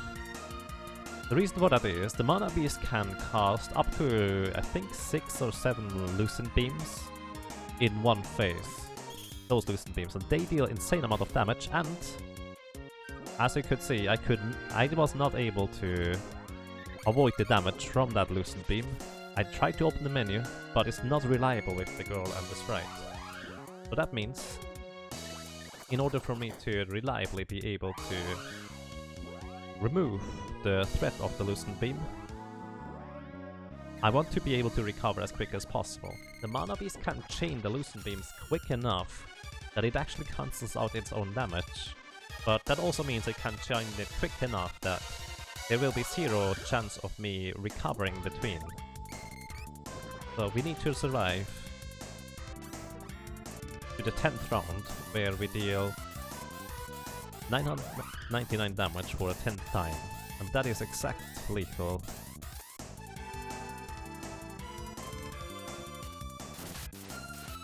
$999. Hammer allows me to recover quicker.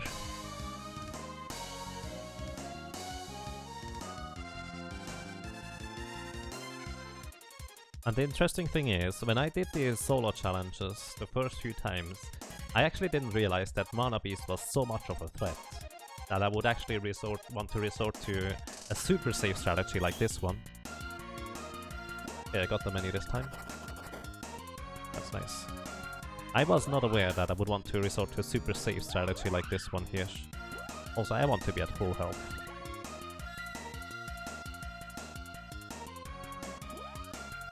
And so I took a way riskier strategy, and I don't think I can ever beat my Mana Beast time anymore from that time. That was just kind of pretty crazy. if you actually know what you're doing.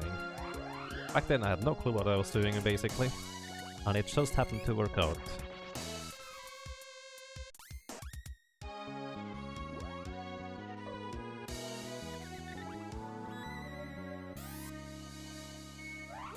I think I need to recast Lunar Energy soon, although this is only the third hit now. Boom. Hit number 3.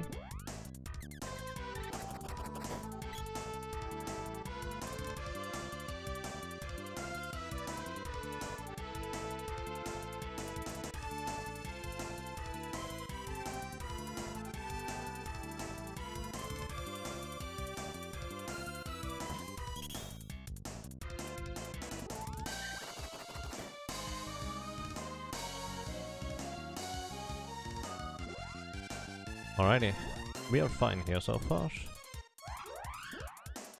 Going to renew this. I'm not sure how long it lasts. Oh, 5 hits. Which means we need actually 6 more hits right now. So after the next hit I just recast it and we should be fine.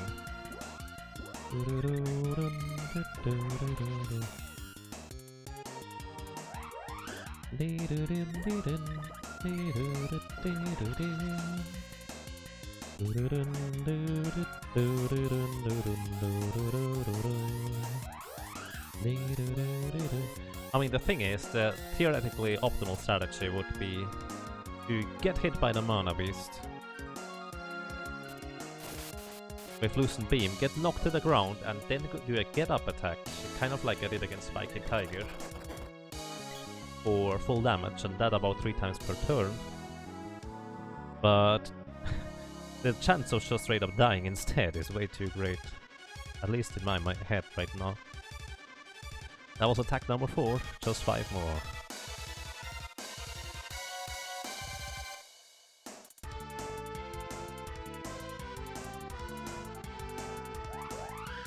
Alrighty. By the way, I don't want to get hit by a pigment with physical attacks, that would be pretty unhealthy. As I said, this should be the last time I cast Moon Energy. I don't know how long Lunar Boost lasts, but I don't think it would last 2 turns. I just recast it every turn. Because while I'm charging up I cannot cast spells. Interestingly enough, AI control characters can charge up while they're casting spells.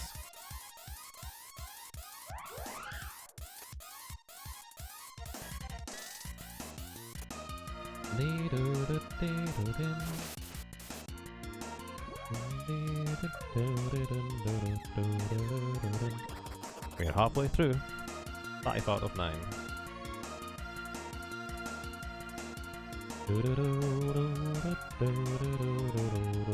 Oh yeah, it's still out of sync, isn't it? When I'm humming along the music, that's not great.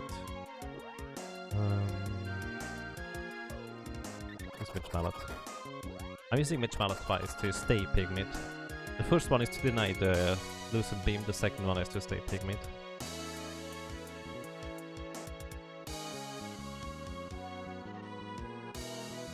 Okay.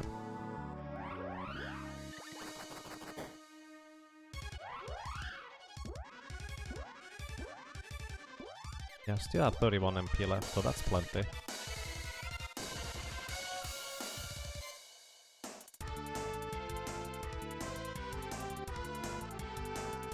Flammy is not Mana Beast?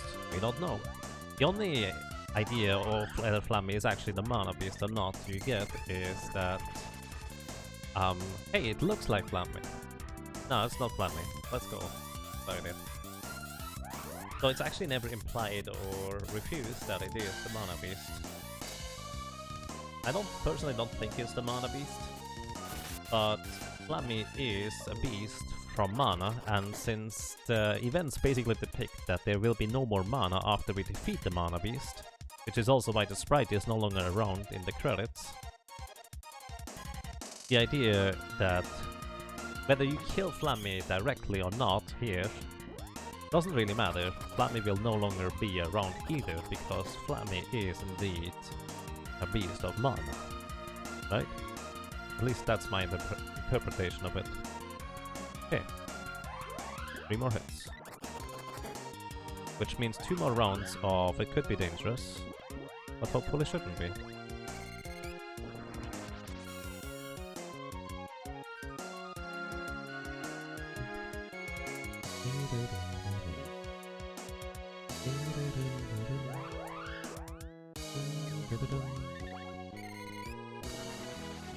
By the way, the Mana Beast has exactly 9990 HP.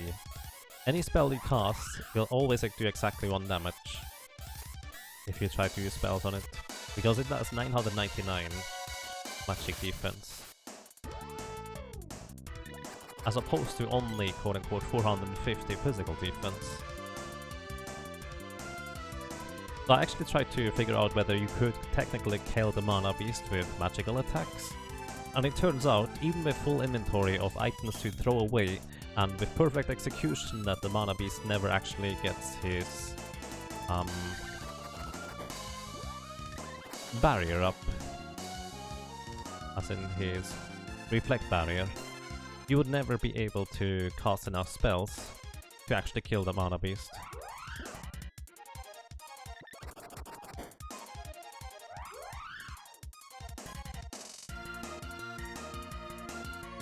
Does Dispel Magic work on the Mana Beast? Yes, it does. Although you need a really high level Dispel Magic for it to do really anything. I shouldn't forget to Lunar Boost.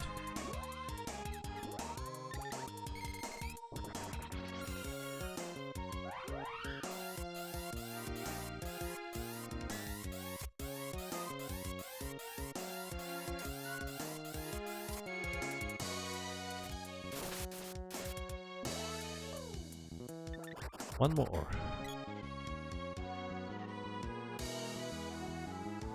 We have 1 critical hit left.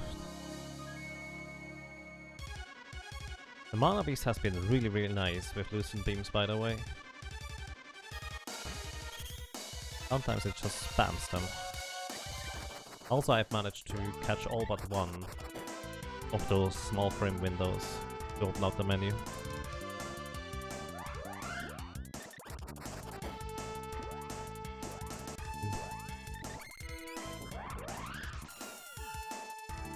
Just to make sure that I didn't miscount, just replenishing moon energy as well.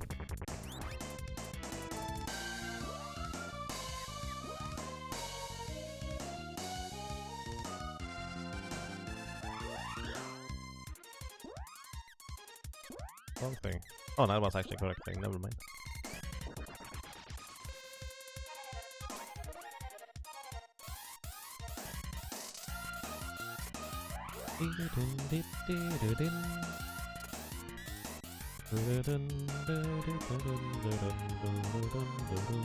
Still out of sync.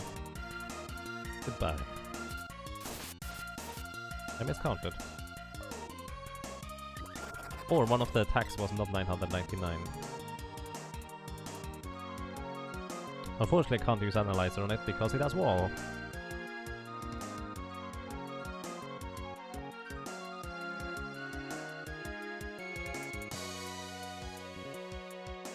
I do love the bittersweet ending though. They tend to incite fan rage nowadays, but it's such a nice change of pace from the traditional everyone is happy, the world and perfect ending. Personally, actually as a kid, I really did not like this ending. I was really unhappy about it overall, just kind of, but I wanted to save everybody, not just, oh. And I really didn't like this. But nowadays I can appreciate the endings in Seeker of Mana and also Lufia 2, for example, way better than I used to be able to. I don't have enough magic left.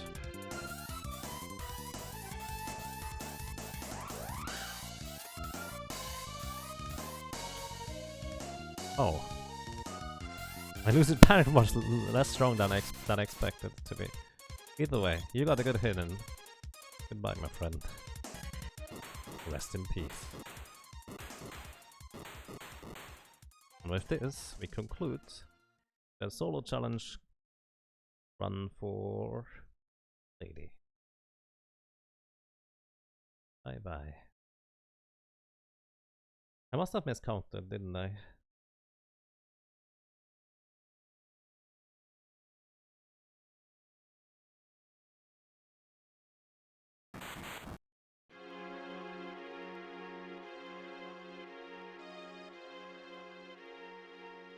Final Fantasy VI storyline is really fascinating to me because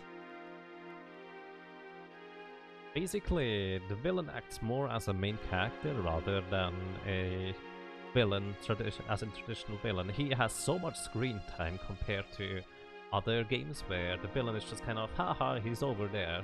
He's in the middle of it all the time. So Kefka is a really fascinating enemy. As a kid, you cried for ages at the end of Lufia 2. I was not prepared for that to happen at the ending. I don't remember exactly.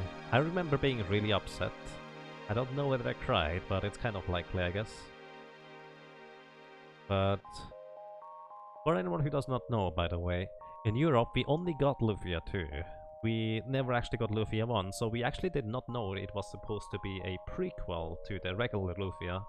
So we would not know the ending beforehand, there was no chance. And, well... I played Lufia 2 a lot, like... 300-400 hours when I was a kid. Oh, by the way, because the boy is missing, the lady cannot go to the right because she's an NPC that can't walk to the right. That's so weird. Now she can. Either way, I nowadays appreciate the Lufia 2 ending so much more. But I played this game for so much, I finished it once. I did not want to get to the end again. I just played this game again. I started about, I don't know, 5 playthroughs that I more or less completed. I just only beat it once though. Lufias are on your playlist? Honestly, from what I hear people tell, I don't know myself though. I think you can probably skip Lufia 1 and just straight up play Lufia 2. So by the way, in case you're wondering why all those cutscenes at the end here are messed up, that is because the boy is missing. So how they normally do scrolling in cutscenes is actually they just have the boy character hidden, as in just not visible, and then move him across the screen to scroll the screen. And because he is not present right now, as I deleted him, it never actually scrolls the screen. So the game is just plays everything like normal, it lets the characters move around like normal, except for the lady. Because she's an AI-controlled character, she cannot move the screen by herself, so she just keeps running into the edge of the screen that the boy is not moving.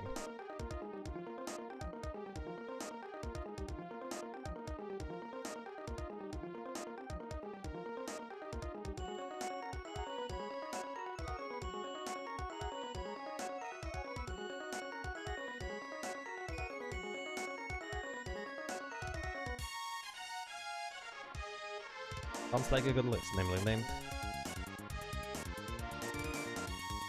GG, hey Red, how are you doing? And also, ladies and gentlemen, I would like to point out that at the end of Secret of Mana, there's always, you know, that final screen with the end little title at the bottom right. I think it's the bottom right. Either way, it has always a different star constellation and also different moon phase. It can be full moon, crescent moon, or a 2/3 moon. Which one it is, we don't know. It will be random, so put your guess, ladies and gentlemen, which one is it going to be?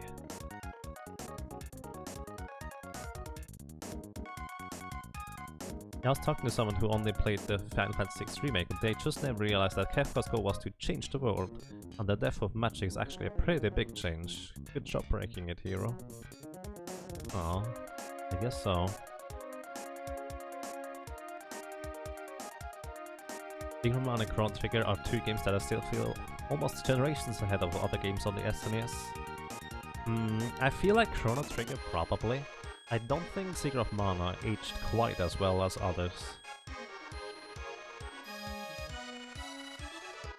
You're doing okay, just at lunch, nice. Hope it was tasty. Speaking of lunch, I have actually stuff next to me that I should eat. I just don't get the opportunity to.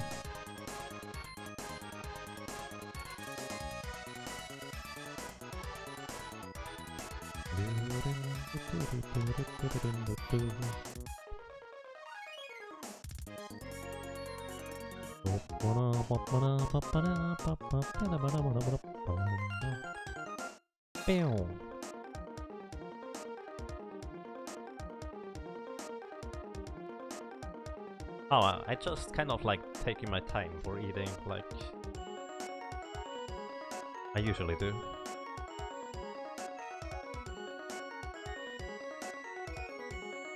Also, plus, it's actually interesting. If you know me in real life, I'm more the type of person that just never says anything and just listens. But I guess when I'm streaming, I tend to have the habit of never shutting up. Because I feel like it's just more interesting if people want to watch that. Graphics by Secret of Mana aged well. I think more like the entire game is like... You can clearly tell it's one of the earlier Super Nintendo games, rather than the later ones. I don't think it's bad in any way, shape or form, I just think it didn't age as well as Chrono Trigger overall. Also what I find to be interesting, Seiken Densetsu 3, basically the sequel to this game, or the next one in the line, which unfortunately was never released outside of Japan. What I noticed is people really like watching it. I don't like playing it as much as Secret of Mana because it just feels so laggy and slow and awkward. Hey, we have a Crescent Moon, nice. The thing is, it looks much smoother, it looks so much better and looks really gorgeous. Seiken Densetsu 3 does. Just doesn't play quite as well as it looks. But it's really good still. Alright, Neil, let's see. Silver Fox Flame says Crescent, you win. Silas Outside also said Crescent. Congratulations, you guys win. 20 internet points or something like that.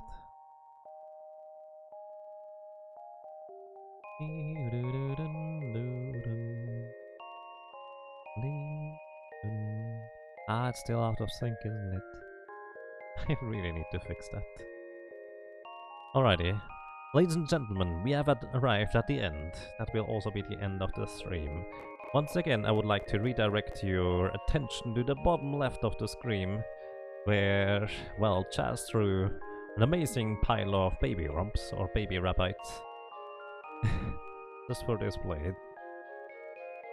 I just love looking at it. So Chaz Quangshi, by the way, is the artist who created those, and it looks fantastic in my opinion. So, once again, ladies and gentlemen, once again, thank you for watching, thank you for listening, thank you for lurking, thank you for being around. I really appreciate all of those things. And let me see whether I can find you someone who is worth your while for watching next. Take care.